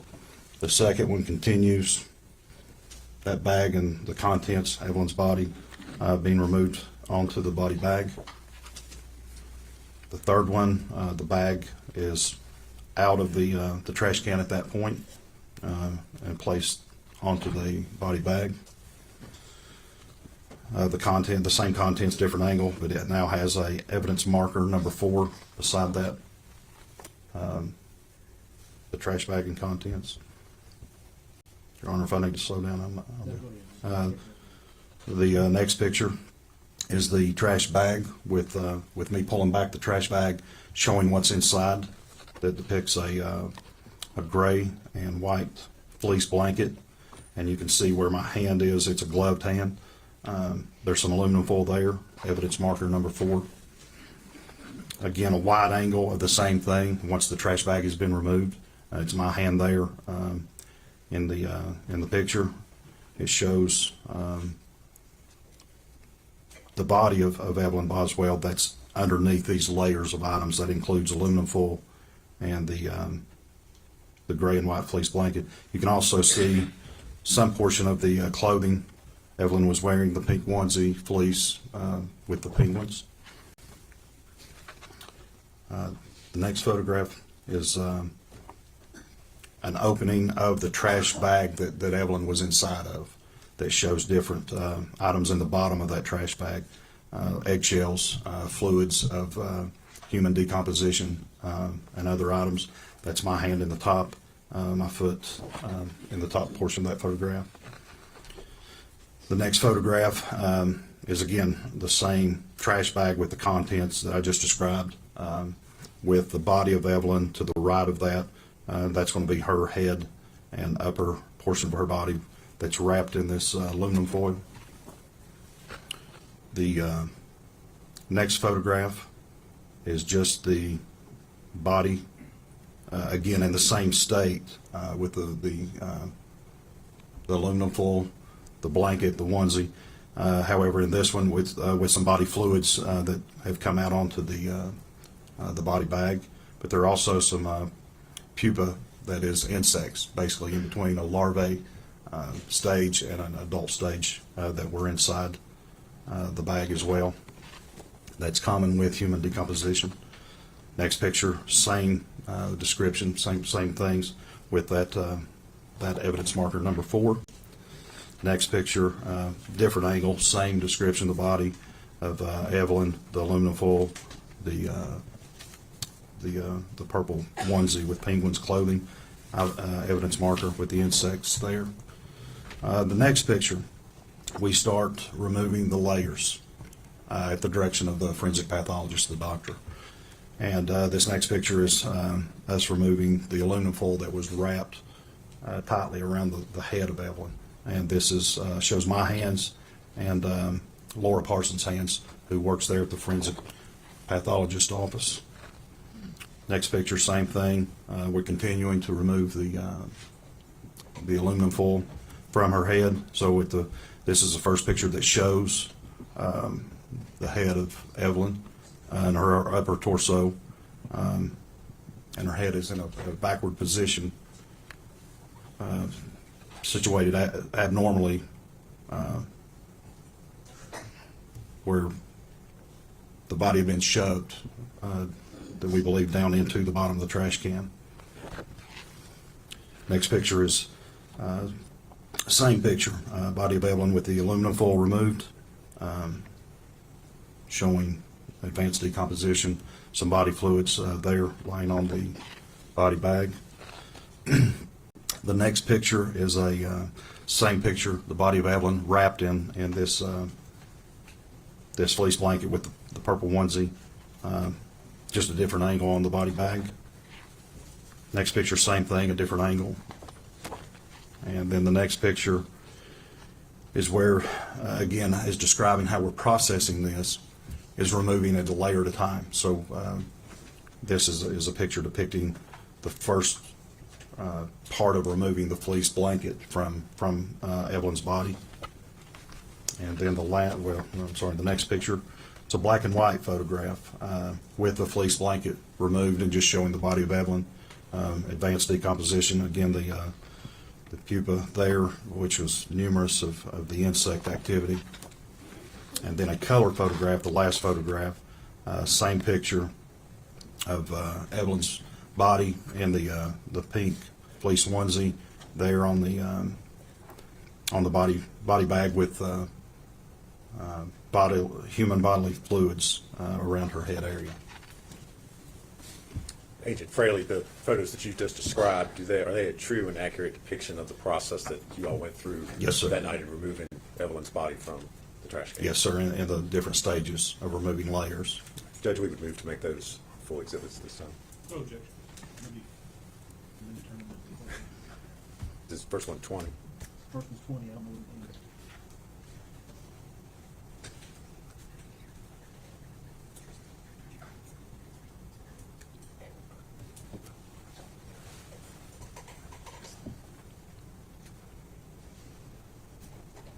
Are there going to be more series of things? Yes. Well, Count them. yes. Yes.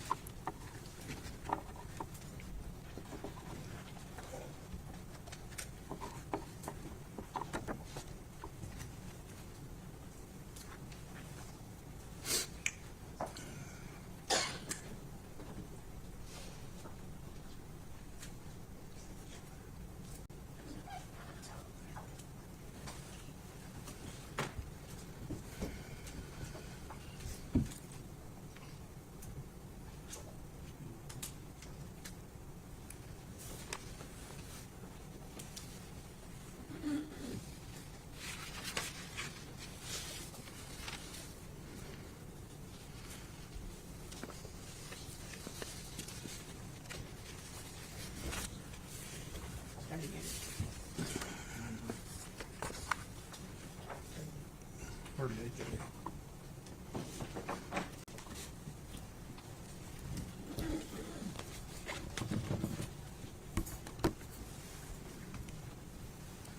And Judge, I would ask at this time to publish those to the jury. We'll start with Exhibit 20. Agent Fairley, if you would describe for the jurors what they're seeing in this photograph. So this is after we removed the trash can from inside the playhouse. Like I said, this is my arm, and it's the first stage of removing the contents of that trash can that included the body of Evelyn. Next picture Now is looking at 21. okay. This next picture is again the continuing process where the bag is almost removed from the trash can that contained the same items. That's my hand there, and the top portion of that, Laura Parsons' hand here, who's from the forensic pathologist department. And now Exhibit 22. Again, my hand and arm here with the contents of what was inside the trash can, same contents, the bag containing Evelyn's body. Exhibit 23. This is the bag removed and placed. This is the body bag explained with the evidence marker with me here in the background. And at this point in time, the bag has been completely removed from the trash can. Yes, sir, it has. Now showing you Exhibit 24. Yes, sir.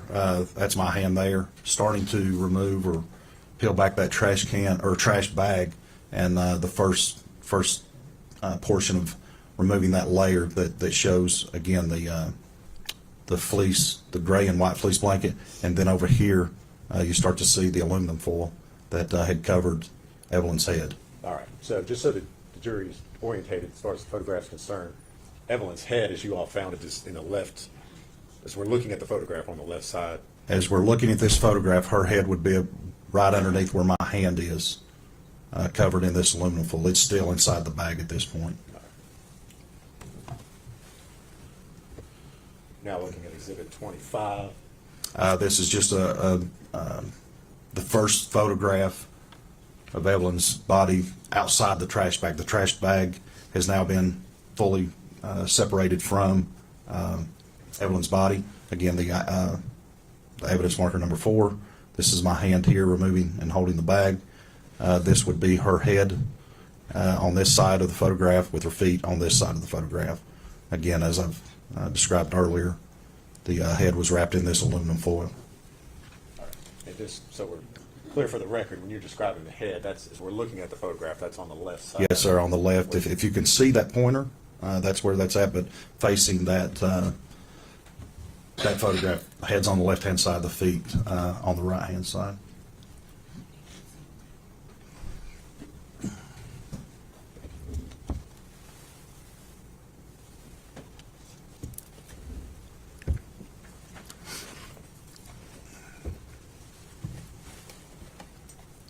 Is it reconnected, Judge?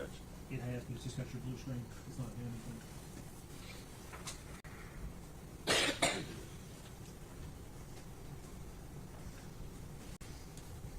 You left us make it go back. Don't know if it's plugged in or not. So,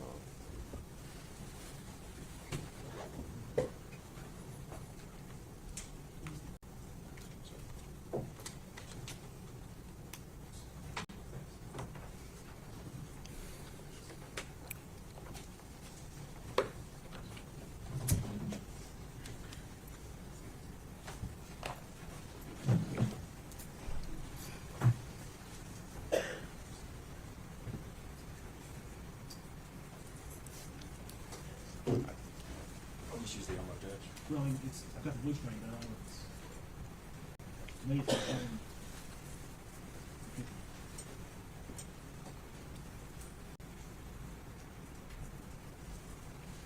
You should see what I'm seeing. I think that monitor on top.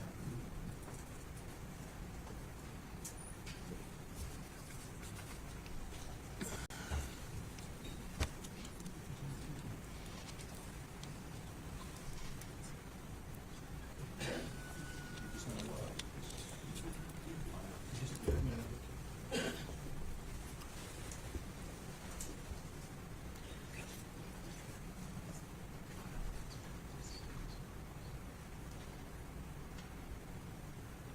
just gonna use the elbow, Judge.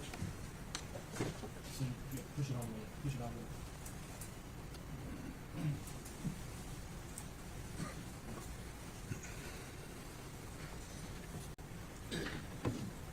This is 26. This is 25, Judge. Okay. I believe we got disconnected, Agent Fraley. You were describing, looking at the photograph, Evelyn's head is to the left where the foil is that correct? That's correct. Looking as we're seeing it, the left here, this foil is her head, and down near the item marker number 4 is her feet. Once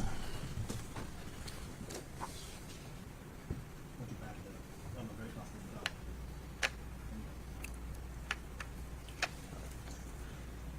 Showing you Exhibit 26. Yes, sir. My hand here. Another set of hands, Laura Parsons here. It's looking down into the trash bag that that Evelyn's body was pushed down into, and like I said, there is just assorted trash, eggshells, human decomposition fluids, and then on the right-hand portion in the lower section here is that aluminum foil and the blanket with the body of Evelyn right there. And that's right after you all had removed the body from the trash bag. Yes, sir. Now showing you Exhibit 27. Again, a similar depiction of the last photograph, just it's a wider angle that's kind of showing the aluminum foil that's kind of formed around her head with the rest of her body there down to probably about her upper torso.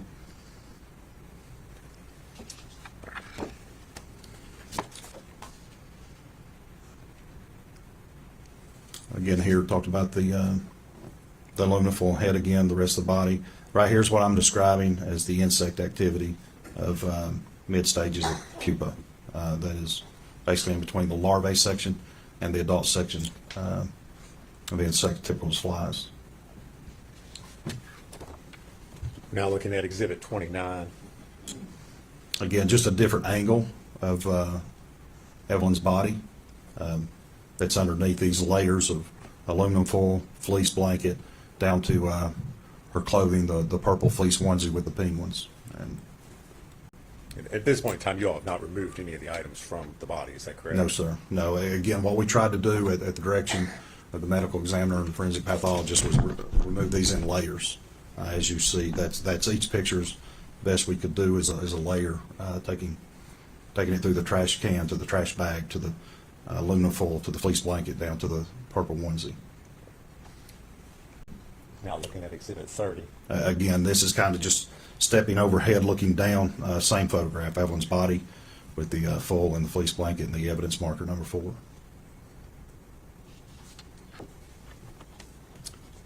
Now Exhibit 31. That's the first. Again, as I've described, taking this by layers. So this is us removing the aluminum foil from Evelyn's head. And if you would, describe for the jury the processing. Was this a difficult process? Was it easy? How was the foil attached? The foil was attached. It was compressed. It never occurred to me that when the body of Evelyn was placed or forced or shoved into this trash can, that this was a piece of foil that was just kind of put on there. This appeared to me to be formed around her head with the contours of her face, the eye sockets, how they're concave. This was formed. It wasn't just happened to be there and the body of Evelyn placed there and it just happened to meet up. It was formed. Okay. So did it take you all a while to remove the foil from the body? Not long, no. Like I said, once we got there, Laura Parsons and I separated the layers, as you can see depicting in these photographs, and that's as far as we went. Once we got I think the next one will be the fleece blanket. But once we got to the body of Evelyn and her clothing, which was this purple fleece onesie with penguins on it, we stopped, and I'll continue at that point. All right. I'm going to show you Exhibit 32. Right. Again, this is just the next step, continuing removing that foil from Evelyn's head. Okay. And at this point, it looks like you all have essentially removed all the foil. Yeah, yes, around sir. her head. Yeah, it's off of the head and being pulled away by Laura Parsons. Now I'm going to show you 33. Okay, now this is a photograph of where we're at with the processing with the aluminum foil removed from her head. So this is her body with the next layer, which would have been that gray and white fleece blanket. Again, what I described earlier, this here appeared to us to be, this fluid here was just bodily fluids of human, consistent with human decomposition. It's somewhat kind of tough to tell because of the way it's placed there, but is the blanket up there, is that around the head as well? So the head is here. This is her right arm. She would be facing to the top portion of this picture, but her head was in a manner that it was backwards. It wasn't normal as I'm sitting here or you're sitting here. It was backwards, and that's hard to depict here, but her body in this photograph is facing to the top of the photograph with her head tilted backwards toward the bottom of the photograph. That's her right hand right there. That dark portion out of that fleece, that purple fleece onesie, and the color is very dark because of the advanced stages of human decomposition. Now showing you Exhibit 34. So again, this is the same stage in that, where this is on the other side of the body, this being the head, this being the hand I just described, the pink, purple onesie with penguins, and the gray and white fleece blanket. All right. And again, from this angle, are we looking at the blanket there pulled up around the head? Yes, sir. It's covering like it had been pulled up and over the head. So that is the head on the right-hand side of this photograph with the feet on the left-hand side of this photograph.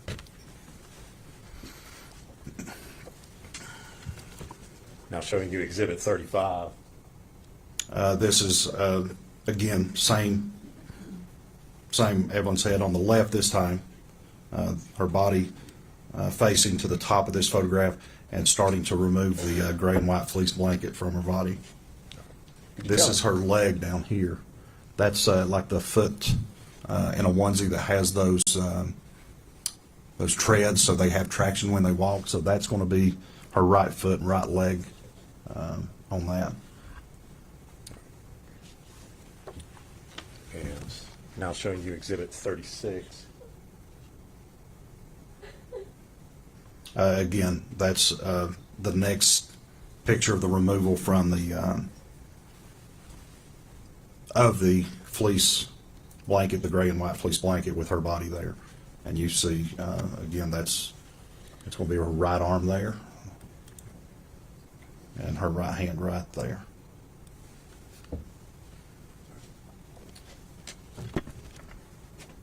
Now showing you Exhibit 37. Yes, sir. This is a black and white photo, obviously. Her facing the top of the photograph. This is her right hand.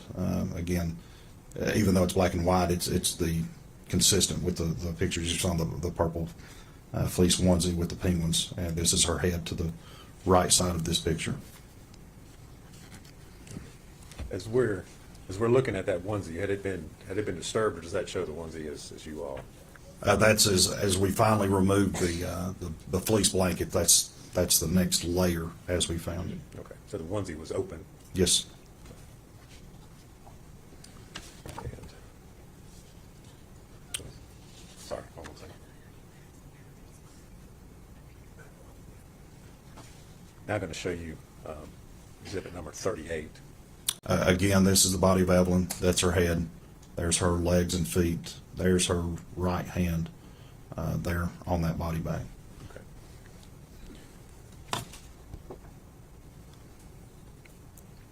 If we can, I'd like to go back. I'm going to show you Exhibit 37 again. Okay. I don't know if it's The black and white yes, photograph. black and white photograph. Which, as we're looking at the photograph, where is Evelyn's face? As we're So this is her head on the right-hand side of this photograph. Her body is facing to the top of the photograph, so her face would be right in here on the back side of, kind of looking at the back of her head. Again, it's advanced decomposition. and the fact that there was advanced decomposition, did that affect your all's ability to be able to, or how you were able to process the scene there? Yeah, I mean, like I said, in conference and at the direction, the medical examiner, the team from forensic center there. Once we got to this last picture of where we were at, the call was made, hey, we're going to stop here. We'll seal her body in the body bag, transport her to the forensic center for an autopsy at that point. And we continued processing the scene there for collecting the items. And we took those items to the Sullivan County Sheriff's Department, just where we had better lighting, better environment to log and process evidence items that were also discovered.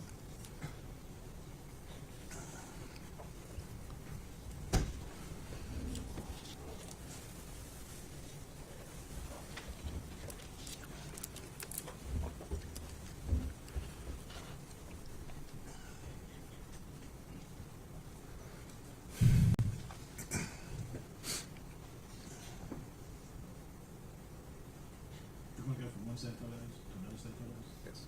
Just to leave that thing. Okay. Because when you put it down, the electronic disconnects from the system. There's like, it should be delayed. Agent Fraley, you described the process of, I guess, taking the other items, the trash bags that you recovered from there, removing them from the scene and then taking them to the sheriff's office. Is that correct? Yes, sir. Okay. I'm going to hand you a series, so I believe it's 6 photographs, and ask you if you can identify what's shown in those.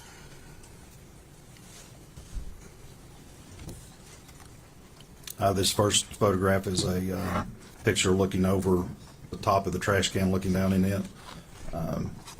In the bottom of that, the most notable item is a Martha White chocolate chip wrapper with other items. Was that the trash can the body was found in? Yes, sir, it was. The next one is a photograph of the trash can with Evelyn still in it at this time. This was an earlier photograph taken prior to the removal of Evelyn in the trash can. What's important and noted here is a piece of chewing gum that is attached to the inside wall of the trash can. The next photograph is after I removed the trash can and the trash bags from inside the playhouse and just set them out on the porch of the playhouse prior to going through the pictures we just looked at, processing the removal of the layers leading to the body of Evelyn. Just another picture, trash can. Evelyn still remains in there. You also see the chewing gum on the inside wall of trash can there, and the other bags of trash. This next one is the 2 bags of trash that was removed from the playhouse with the trash can. Another angle of those 2 bags of trash that was removed from the playhouse there on the front porch of the playhouse. So were there any other items besides those 2 bags of trash and the trash can that were taken out of the playhouse? Not that I recall. It was all the trash bags and what remaining contents of the trash can. Okay. The 6 photos that you've just described and identified, do they true and accurately depict those items as you found them on Yes, March sir. the 6th, 2020? Yes, sir, they do. Judge, we would move to introduce those, I believe it's exhibits 39 through 44. Go, Judge. Before exhibits 39.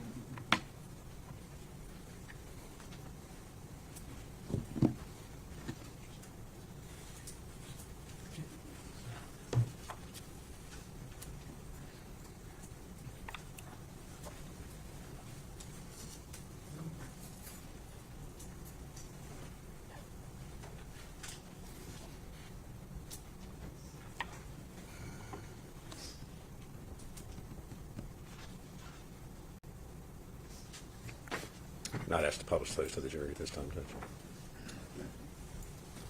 Agent Fraley, we're going to start with exhibit 39. Yes, sir. Again, the top view looking down into the trash can, and like I said, the most notable thing that's descriptive is a Martha White chocolate chip cookie bag. Anything else in the trash can besides that on the bottom? Is There's that what was found when you removed the trash bag? yeah. So once we removed the body of the trash bag that contained the body, this was in the bottom of that. Now showing you exhibit 40. Yes, again, a top view again of the trash can that shows the fleece blanket and chewing gum there on the inside wall of the trash can. And if you would, just kind of point out or I'm use the sorry, laser yeah. pointer to show it. Yeah, so this right here piece of chewing gum that was removed, collected as evidence, and sent to our crime lab. And again, there's that fleece blanket that we've been going through earlier. All right. So that was taken before the body was removed from the. Yes, sir. Now showing you Exhibit 41. Again, this was prior to processing. This was just simply removing those items. That includes the trash can. And these 2 trash bags from inside the playhouse.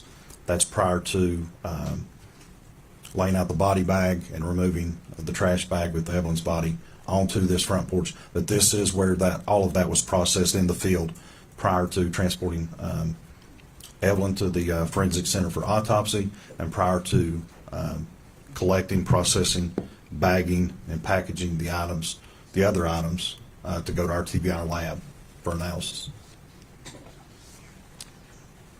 Again, same. Exhibit 42. Yes, sir. Same picture, or same items, just different angle. 2 trash bags, trash can. And again, that was taken before you all had. Yes, sir. Exhibit 43. Just the 2 trash bags with the trash can out of the view of this particular photograph. And finally, Exhibit 44. Again, just a different angle of those 2 trash bags without the trash can in that photograph. And both of those, like I said, were on the front porch of the playhouse. Okay.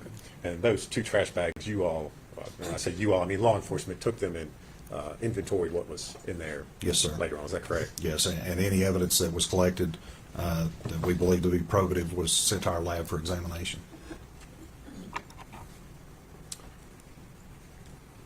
Agent Fraley, I know you did, and you described a number of different things that you did in the course of this investigation. Did you personally interview Ms. Boswell during this whole process? Yes, sir, I did. And in the course of your interviews with her, at some point in time, did she make a statement to you in which she finally admitted that Evelyn, in fact, was not missing, but was in fact dead?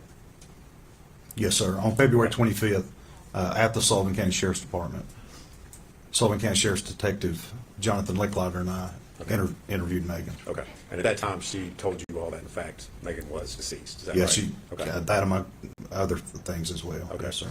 During that interview, did she describe or give any description of the clothing that Evelyn was wearing? She did. Described a purple fleece onesie with penguins on it that she was clothed in. Okay. Did she describe anything else that was with the body or with She, Evelyn? yes, she had stated she had wrapped her in a dark fleece blanket. All right. And how did you? I know we've seen pictures, but how did you find Evelyn? What was she wearing, and what was Those she wrapped in? exactly what Megan had described to us for the clothing and the blanket. All right. Thank you, Agent Fraley. If you would answer any questions, Mr. Scott or Mr. Boswell. The jury's lunch is here, so we're going to break. We'll be back at about 1:15.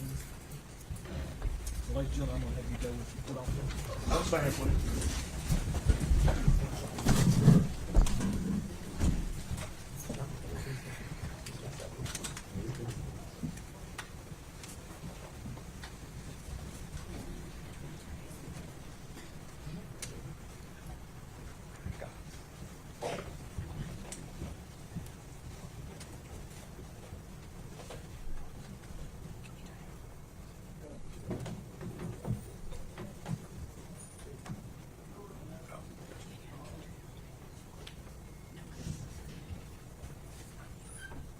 Be seated. Now, I've also got information of the witness that the question is out loud. Do you want me to bring him in and give him a bond? Otherwise, he'll be in the custody of the sheriff. Because the order didn't have a bond set. I would prefer that. I also ask, instruct him to talk to us before, I guess. Well, okay. I mean, otherwise, I'll just ask that he be held without bond. I don't care what you do, I don't think it's the court's purpose Okay, well, to tell a witness to talk to someone or not. Okay, I mean, that's has fine, to- that's fine. That's fine. I'll tell him. Do you want it brought I in? can tell him if he doesn't come back, if he don't come back, he'll be held. Yeah, that's fine. No. Yeah, bring him in. You want me to step down, Your Honor, Yeah. to provide this for him? I'll discuss the Yes, sir. rules of the can't discuss this one with any other witness or allow them to discuss that before. Thank you. What's his name? I don't have to look. Justin Beller. Last name? Beller, F-E. Feller, F-E-L-L-E-R.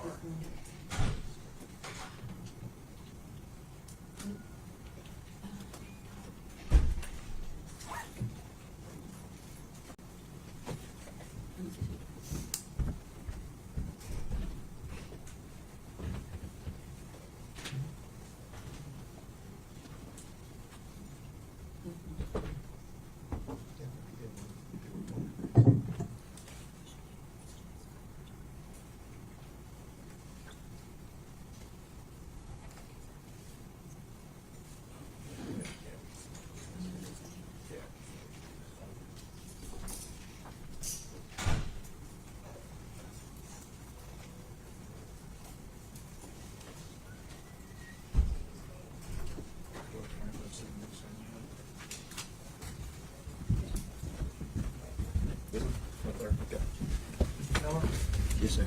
You were served a subpoena number 4 Monday, and you didn't come, which is why we're here today with you in custody. I'm going to set a $500 secure bond. You can make that through a bond company. You are a material witness in this case. What happens if you don't come back to court after you make that bond?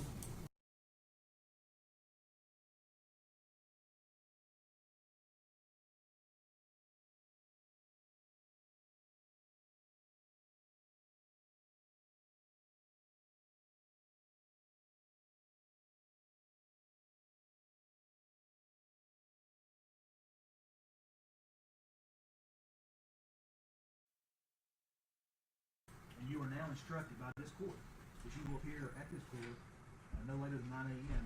every day except Sunday, and that includes Saturday, until you are either called as a witness or released as a witness. Do you understand that? Yes, Your Honor. If you fail to do that, and we have to come find you again, you'll be held in custody of the sheriff with no bond until the case is over. And that could take us about 3 weeks. That would be November 1. Yes, Your Honor. All right. You need to be here back at 1:15 if you make that bond. Yes, sir.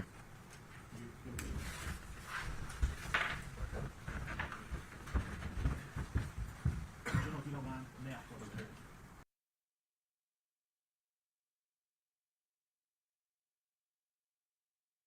Well, I'm sorry about that. I forgot that you guys don't get it whenever I share screen and share sound that way. You know what I was doing though is I was trying to boost the audio because the judge is so quiet to hear. So what I'm going to tell you is this guy did not show up for court. He was supposed to be there. He did not show up. They had to go and they took him into custody. And the judge essentially just told him that he will show up every day except for Sunday, and he will be there at 9:15 every day until they call him to testify. And at that point, then he can be released. But otherwise, he better be there. Otherwise, he will be in big trouble. And so he has a $500 thing, and all the things. So that's a summary of what just happened. But this guy apparently tried to flake out on court, and it did not go in his favor. So we're going to go ahead and switch to the next thing. Let me see if I can see his name. I don't know if they actually named him. Hold on.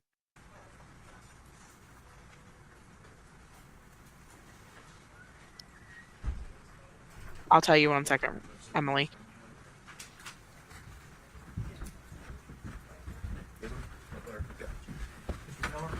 Yes, sir. You were served a subpoena number 4 Monday, and you didn't come, which is why we're here today with you in custody. No, he didn't say his name. He just started talking to him. So I'm not sure. I'm not entirely sure. But I can find out. Give me a couple minutes and I'll try my best to find out who exactly that is.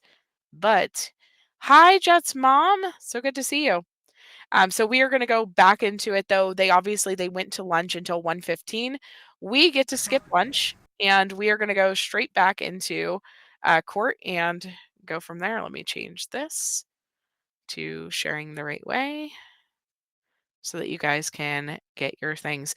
And yes, this case took forever to go to trial, Jet's mom. It's sick how long it took to go to trial, but unfortunately, she had an attorney. Her attorney stepped down, and then the new attorneys had to start all over again. But again, if they show any sensitive images of Evelyn, I will not be showing them. I don't think it's right that they honestly streamed as many as they did. Some people in the comments of some of the other videos were like, "Oh, they weren't even that bad." But I'm sorry, in my opinion, never should have been shown. We should have never been able to see her little legs and things like that. Austin Feller, thank you so much. Kathleen Hensel, I appreciate you. Thank you, thank you. So, no, so judge said every day except for Sunday because they're not in court on Sunday. But it sounds like they will be streaming on Saturdays as well because of the fact that the jury is sequestered, I believe is why they do that, to try to get the jury in and out in a reasonable amount of time. So, but back to court. Sorry about that. Sorry for the interruption.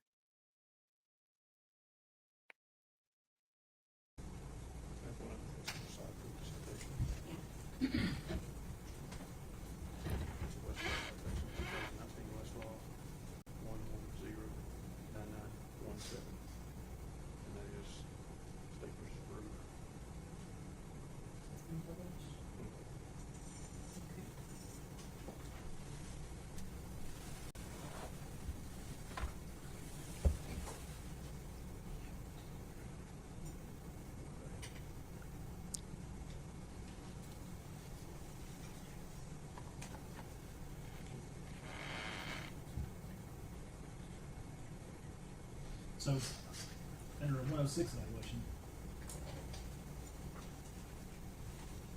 what, I guess my question is, I don't know what the rest of this thing says. Well, that's exactly my point, Judge. There's nothing misleading about what I asked. I didn't ask anything about what Ms. Boswell said. I didn't elicit any testimony whatsoever about a statement that she made. All I asked was whether or not she admitted that she was dead. There's nothing misleading about that, and nothing about what he's going to ask as far as that. All it does is further their theory. It doesn't in any way clear up any misconception or misleading information that I have presented from that.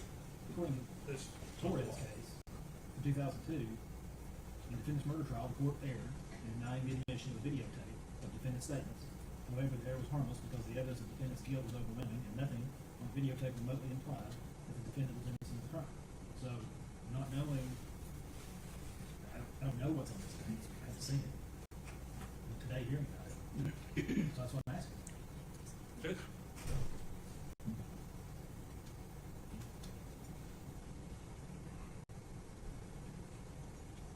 My understanding of that doctrine, it doesn't, I don't have. Okay.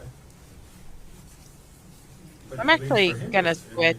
Oh, sorry, I didn't realize I still had my mic unmuted. I'm gonna switch audio over to this law and crime one because Once they No written statement. looks like recorded, it's um 2 hours. it looks like the news channel that I was utilizing may have skipped part of the testimony, and that's what they're bickering about.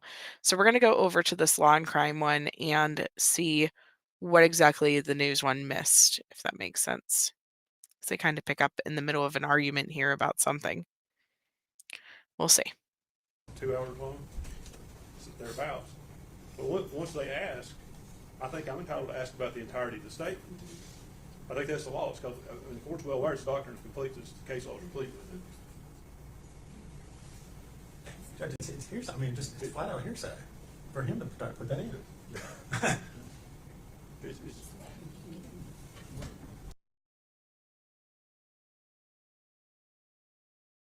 Nope, I lied. It's all the same. They both missed whatever the footage is. So we'll just proceed where we were. Sorry about that. They ask about the statement, then they say, I can't ask about the parts I want to ask about. And if we need to take a minute, I'll ask the court for a minute so we can print a couple of those cases and make sure I want to do this right. I know you want to do it right. Yeah. You've got the cases on that. Judge, I think there's a good explanation in the unpublished case of State versus Dylan Brewer. That can be found in 2019 Westlaw 1109917. I forwarded that to your assistant and asked her if she could print it. I have not. And I've given that citation to the state as well. And Judge, I would go back to the part, the rule requires that a writing or recorded statement or part thereof be introduced by a party. I did not introduce any part of her statement.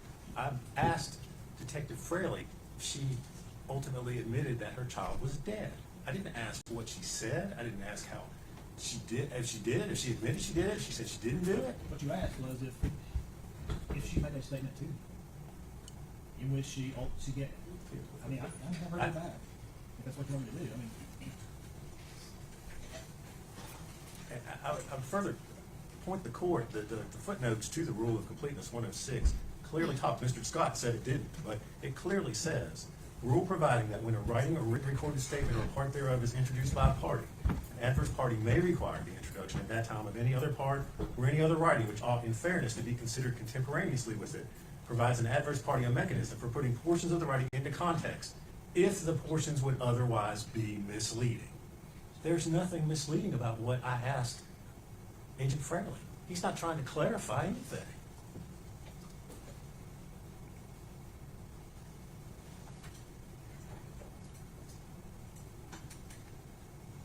Unless he's in some way trying to insinuate that the child wasn't dead. Well, we're gonna take a minute, I'm gonna look for the cases.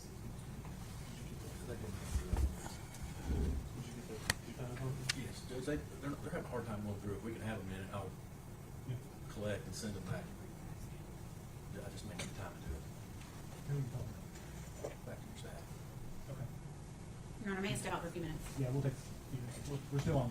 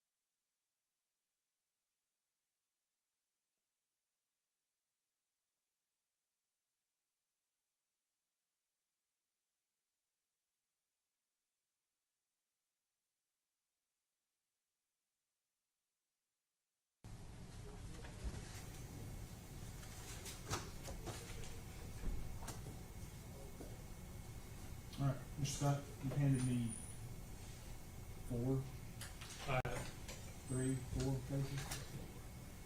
4, I think. Be ready to hear. Judge, I handed you the unpublished case of State versus Brewer, and that case contains a pretty good explanation of that it does cite to several published cases. If you go to, if the version you have of Brewer has a page 12 at the bottom, does it?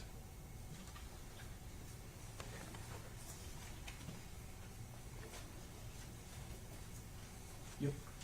If you go down to the last paragraph of page 12, it talks about 106 as a rule of timing than of admissibility, and talks about whether it's not immediately clear where it would admit the introduction of otherwise admissible hearsay. That paragraph goes on to state, though, however, it has long been the law in the state when a part of a confession or admission is entered into evidence, the defendant is entitled to have the jury consider the entire confession.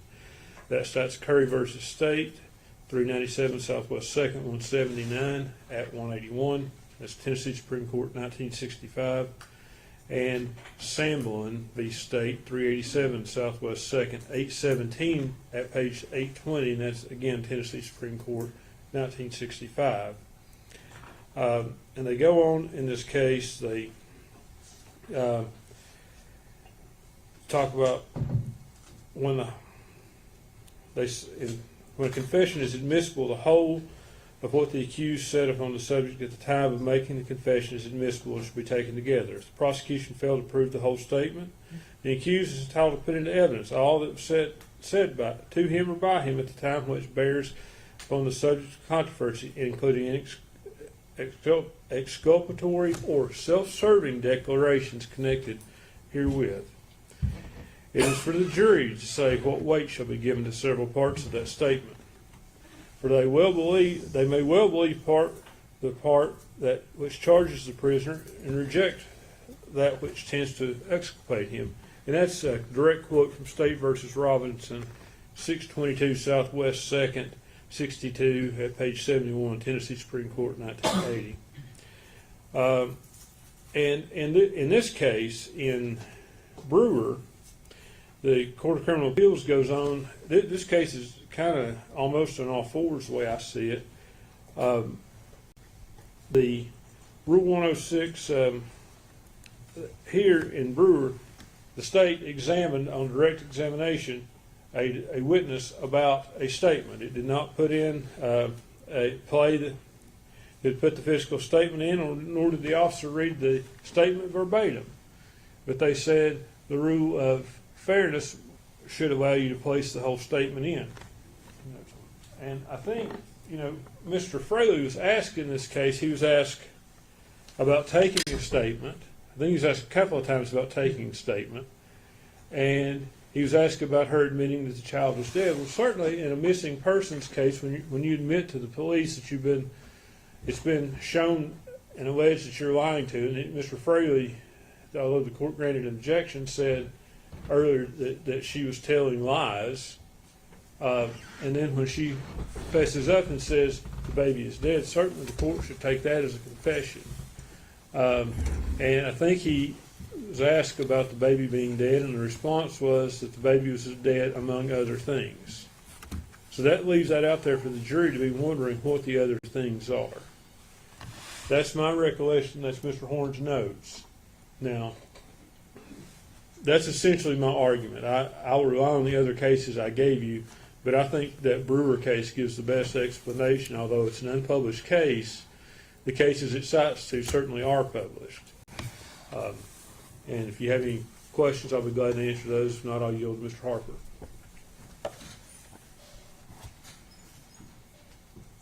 Yeah. Judge, I would agree with Mr. Scott. I think the Brewer case is on point. I would disagree with him as to how he's reading it, however. One, I don't think anything about what I elicited was in any way a confession by Miss Boswell.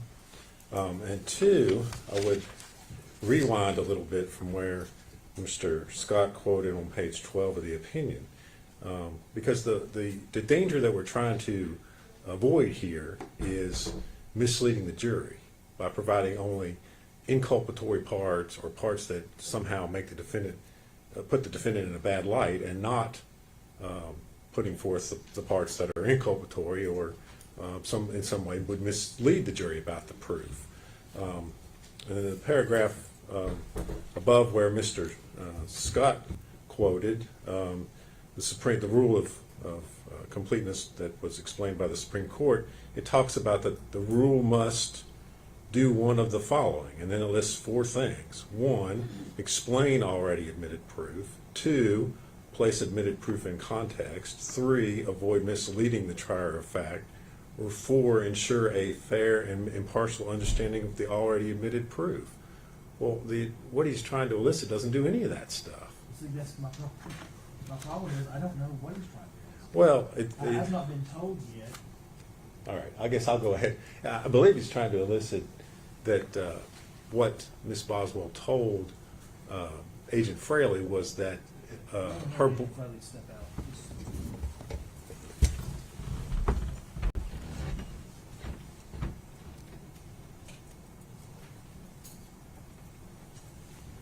And Mr. Scott can correct me if I'm wrong, but I believe what he's trying to elicit is that Ms. Boswell told Agent Fraley that Hunter Wood, the defendant's boyfriend, rolled over and killed the child.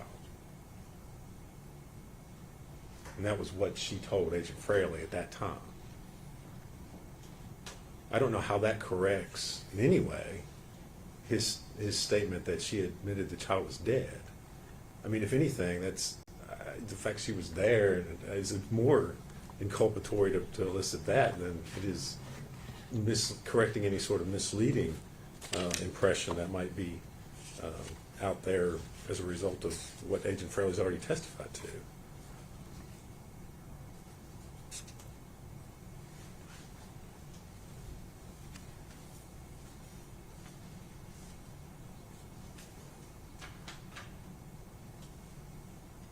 Are you satisfied that that's an accurate summary of what the proof is, or do I need to hear the whole 2 hour? I would, Because there's, in these cases we gave you, I don't recall which one it is, but I read that one of the arguments was that the defendant on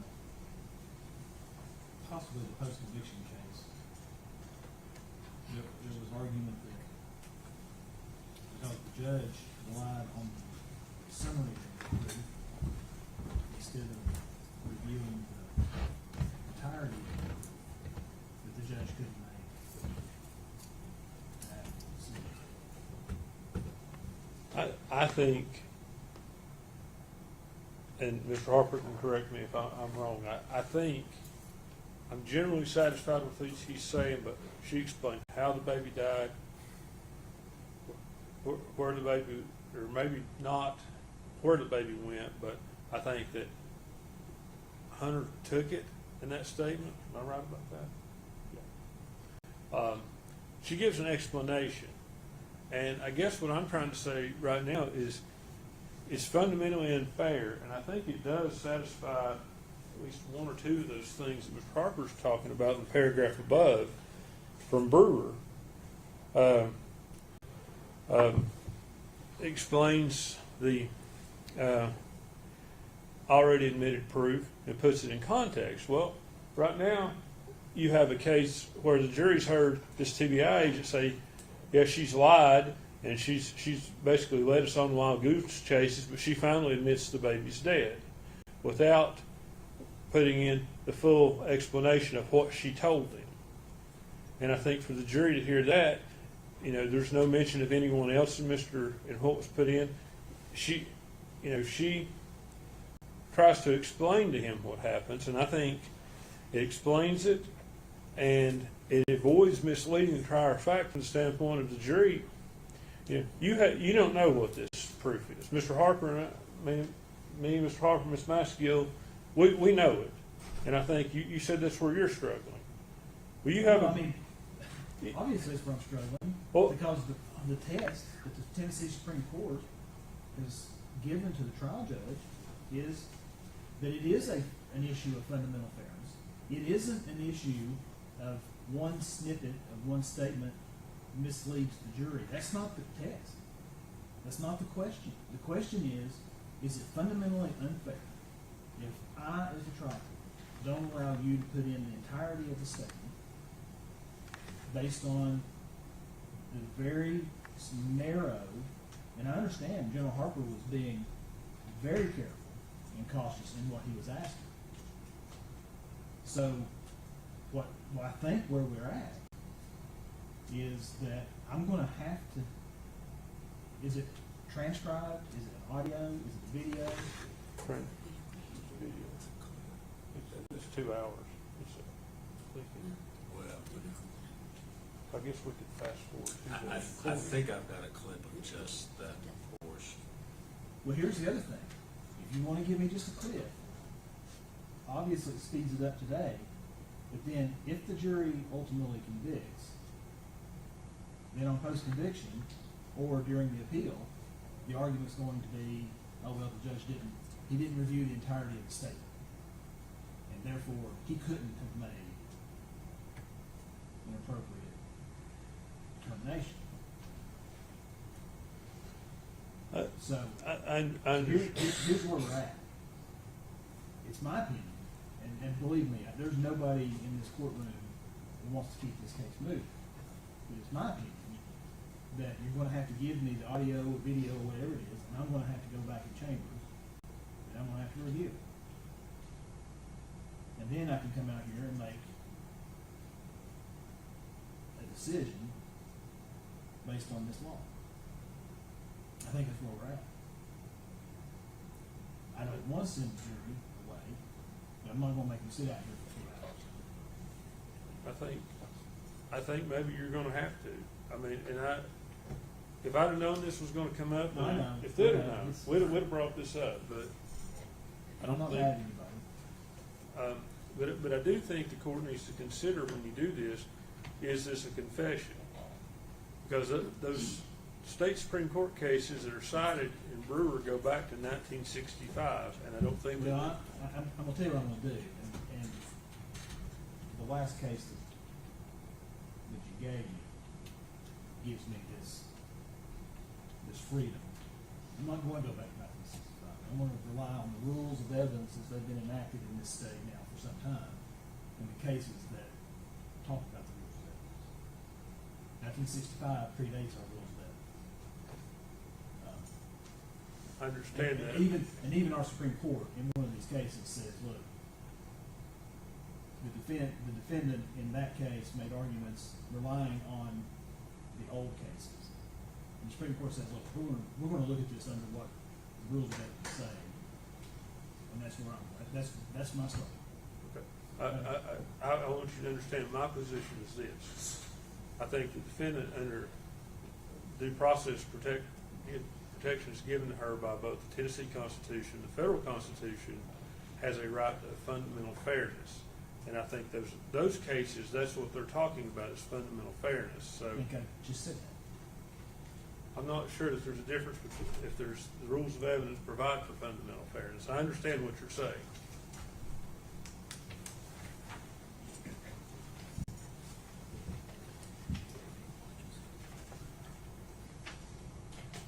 Let's make that example. And if I'm wrong, I think we're on the same page at least. Is what needs to be done.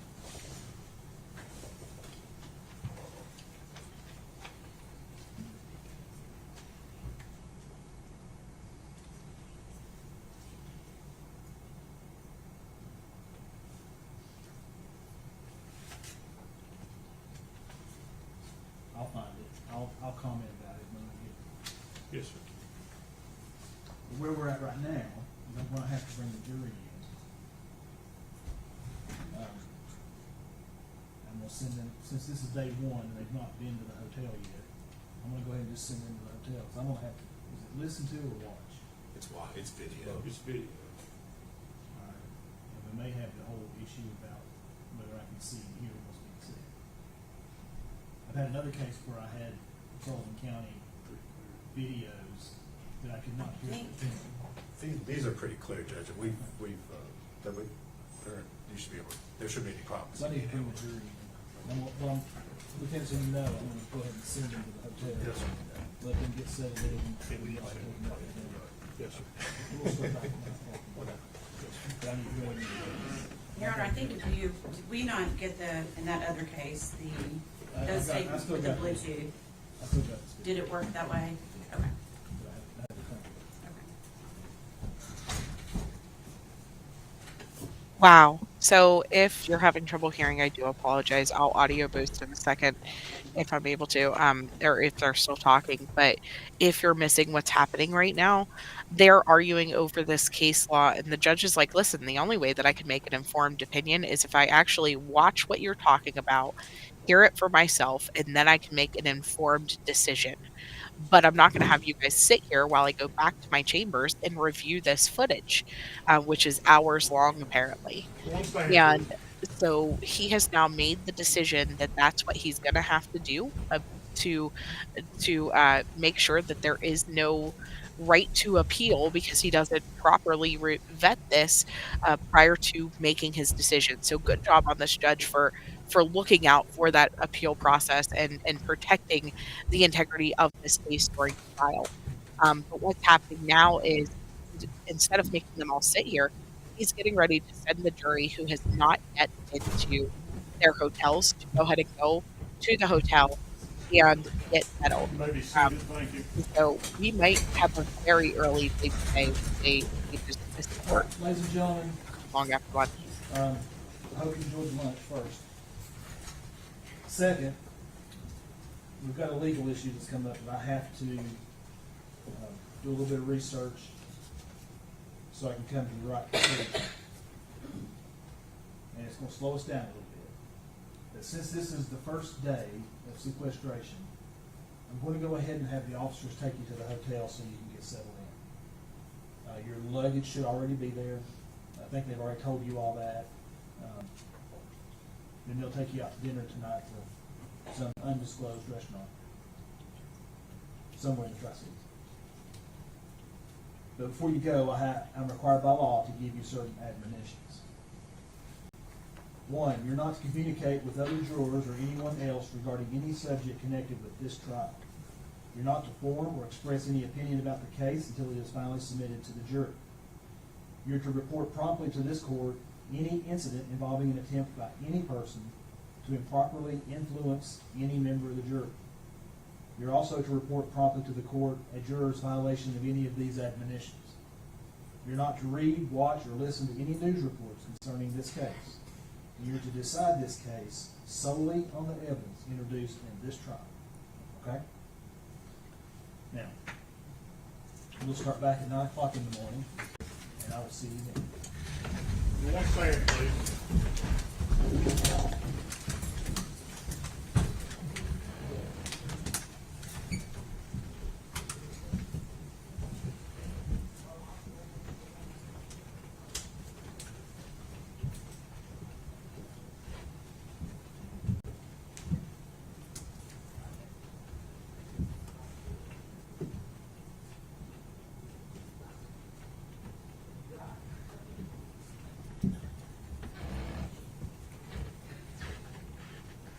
You may be seated, thank you.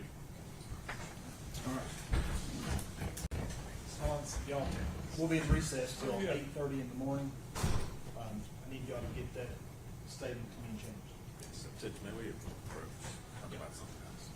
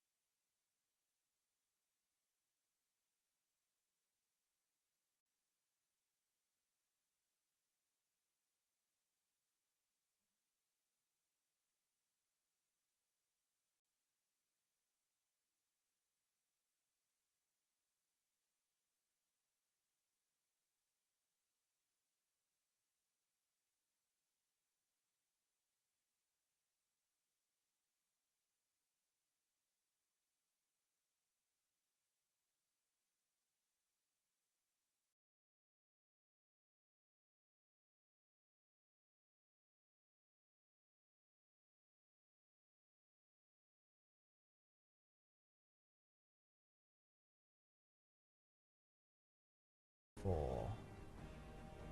Fallout 5. Evan 6. Scream 7. Me 8. Nope. 1, 2, 3, 4, 5, 6, 7, 8, 9.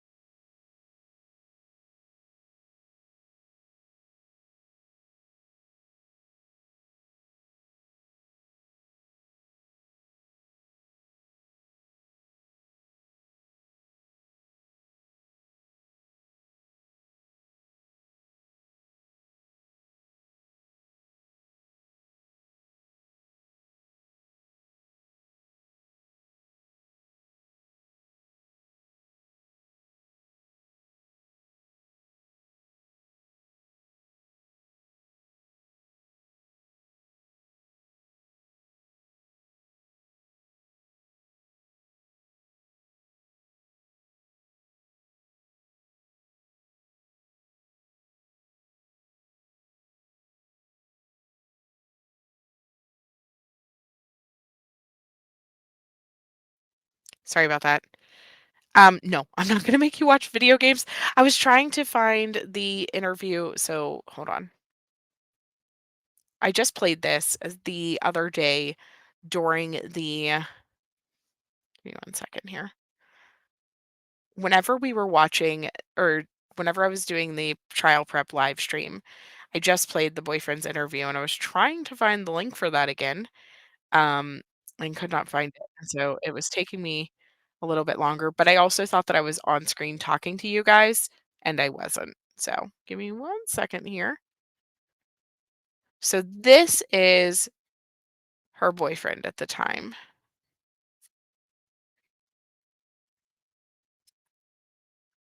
Let's see here. I'm just gonna pull it up on my video because that seems to be where I am able to find it.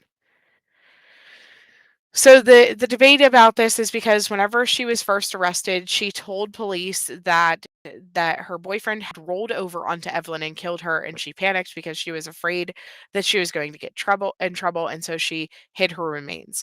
We know that that is incorrect. And do you know how we know that that is incorrect? We know that that is incorrect because Evelyn was still alive at the time that she placed that Megan placed her into that trash can. And so she said this statement hoping that it would be a reasonable doubt type situation, that she could make police believe that, that this was some type of horrible accident that took place. However, it was not true. Right. And so just to clarify those statements up above, Lisbeth. But the other thing is, we also know that it was not her boyfriend because he had never actually met her at during all of this. She had consistently been telling everyone surrounding her, not just her boyfriend at the time, um, but she had been consistently telling everyone that she was with her with her father, which was not which we found out during the opening statements, he's not even actually biologically her father. That's just who she was claiming was her father. So, but this is the boyfriend. This is the interview that he did with the news. And so I did want to play this, but it looks like, guys, we have an early day for court today, and they're going home for the day so that the judge can review. the footage of the confession and see what's going to happen. I'm kind of amazed that the defense is trying to play this off as if they had no clue that these statements were ever going to come up in court, and that's why they're just now presenting this argument today, because they had no clue that this was going to happen. Bullcrap, buddy. I think that you were hoping for an appeal process afterwards because it was not properly vetted, but unfortunately that's backfiring on you, and this judge is prepared and is taking that time to think about the appeal process and make sure that everything is done in a proper way, in accordance to the laws and in accordance to what the Supreme Court and everyone else that would be involved in that appeals process would want. I love this judge, besides the fact that his microphone needs to be fixed. We need him to have a louder microphone, but tomorrow I will audio boost as soon as my new laptop arrives. But regardless, so let's go ahead and play this interview. Sorry that I'm like rambling. I'm in rambling mode right now. Speaking of rambling, where's Ramblin' Rome? Sahoon's live at the Sullivan County Sheriff's Office, where she's been monitoring developments in the case all day. Fevin? Now, as the investigation continues for the search of this 15-month-old child, many people are telling me that they are being attacked on social media due to their involvement with the family. And I spoke with one man who says he has nothing to do with the disappearance of 15-month-old Evelyn Boswell. I've never seen the baby in my life. Hunter Wood says he briefly dated Evelyn's mother, Megan Boswell. She applied for a job at my restaurant, Under T's Chicken Shack, and it wasn't like a relationship. It was an on and off going, you know what I'm saying, type deal. It wasn't like an all out, like, you know, relationship. He says he's known Megan Boswell for about 2 months and never saw baby Evelyn. All I've seen is pictures of her. I have no relationship with that child whatsoever. He says he's received threats over the internet, causing him to shut down his restaurant's Facebook page. To my knowledge, the entire time that I've known Maggie, I've never seen the baby, of course, but as well as the baby has been with the father, you know, back from military leave. And that is all that I've known about the child. He wants the focus to be on finding the child and not on him and his business. There's been a bunch of stuff said about, you know what I'm saying, my restaurant, Hunter T's Chicken Shack, things negative towards, you know what I'm saying, to try to, you know, stir away the main key factor of us just trying to operate. The Sullivan County Sheriff's Office is working with the TBI to find baby Evelyn, who was reportedly last seen around December 26th. In some aspects, the span of time that has gone by makes this a little difficult, but we are working it just as if.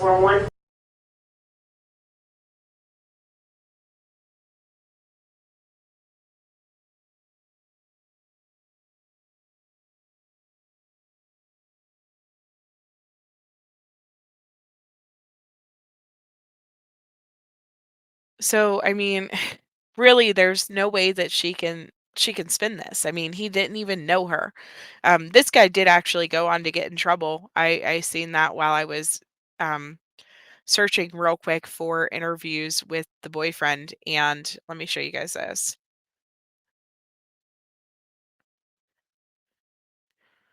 So he was in a DUI. This is him. This video came up. So Kingsport PD, ex-boyfriend of Megan Boswell, charged after alleged DUI crash. The ex-boyfriend of Megan Boswell was arrested last week. Police say Preston Hunter Wood was involved in a DUI crash that hospitalized a woman. Reportedly, Wood was placed under arrest after he performed poorly on sobriety tests. Authorities say he also did not have car insurance. Wood was charged with driving under the influence, aggravated assault, resisting arrest, and failure to comply with financial responsibility. No other information about the crash victim is available.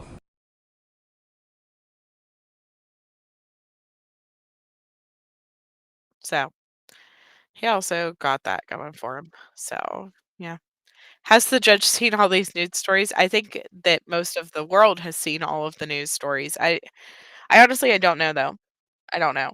I don't know how that works with the actual judges and things like that. Like, I don't know if there's any rules about how they're allowed to follow case coverage or like social media and stuff like that. Does it lead to them being biased and things? I'm not sure. I'm not sure how that works, or if that they just try not to. see all of the that information? I honestly couldn't tell you. Yeah, sounds like a peach. Hi, Hatfield McCoy. How are you? Regardless, though, we know that her story about him allegedly rolling over in bed and crushing Evelyn to death or smothering her in his sleep, it's not it's not even a possibility of being reality. Um, Whenever it comes down to it, we know that she was alive whenever they placed her into the trash can. So, oh man. I don't know. You guys, this is a lot.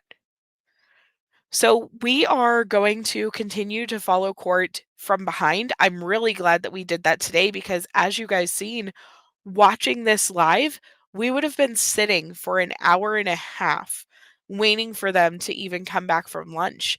They were live back from lunch for an hour and a half, just all sitting there on their computers looking up case law, completely silent. And granted, we could sit here and chit chat and things like that, but it's so much better to just be able to fast forward. I mean, we did the entire day of court today in 2 hours and 48 minutes, whereas the live streams for court were, let's see here how long the actual live streams were. Uh, So the live streams from court was 6 hours and 5 minutes, and we got done with it in 2 hours and 49. So we literally cut 3 hours off of our lives today. Um, so this is definitely my preferred method, and how we will continue to do this. I really appreciate everybody who has chosen to watch this here with us.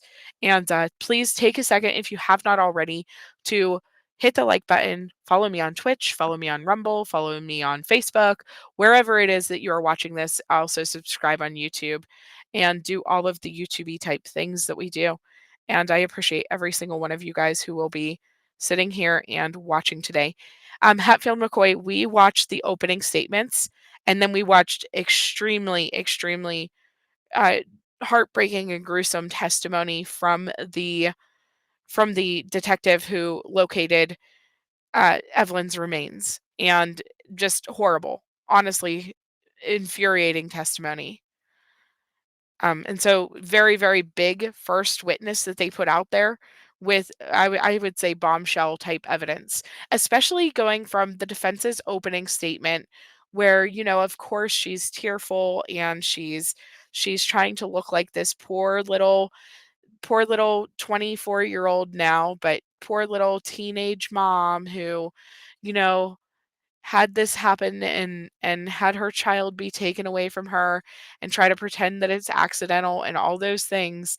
Um, and then, you hear about from this investigator the fact that this child was alive, wrapped in foil, wrapped in a blanket, and shoved face down into a trash can so forcefully that her head was pushed backwards. So this isn't even something that she like, oh, just gently, threw her remains away after some type of accident took forward. No, she took the time to wrap her baby up in foil, alive, wrap her up in a blanket, alive, and shove her into this trash can alive. I got to keep saying that because it's just so gruesome to sit there and think about what actually took place on the day that she unalived her daughter. And then to just sit there and try to pretend like she's some, I don't know, what, crying and grieving mom. You're not a grieving mom. If you are grieving, it's only for yourself. It's only for the fact that you got caught. It's just, I can't stand women like this. I really can't. I'm trying to find the video that they had of her walking in.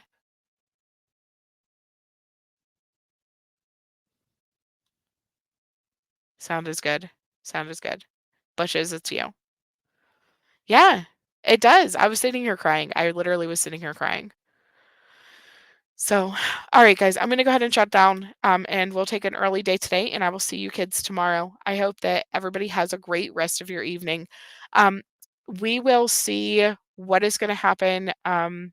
Actually, I'm not even going to speak the sentence about tonight. I don't know what's going on with local my.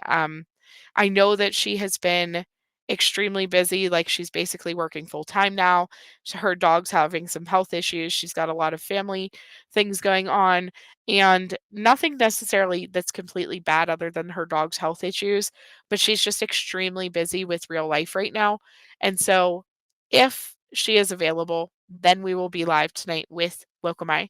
If she is not available, you may or may not see me video gaming over on Twitch, and so consider coming over to Twitch also to follow me if you guys are interested in like just a chit chat video game type stream where I'm just going to be relaxing. I may or may not put it on YouTube as well, members only, but I have to see about how to, set all that jazz up to do it members only style. So I will talk to you all later. Have a good rest of your day. Bye. Yeah, so they said that during the opening statements in the bushes that the military guy isn't even actually her father. He's not biologically her father. That's just what she was telling everyone, including him. So, really screwed up. Could you imagine finding out that your child died, but then finding out afterwards, after you grieve her and all those other things, that she's not even your child? The wave of emotions. This lady, oof, oh, I can't. Okay, I'm gonna get off here before I get myself in trouble. Love you. Bye bye bye. Bye bye. Bye bye.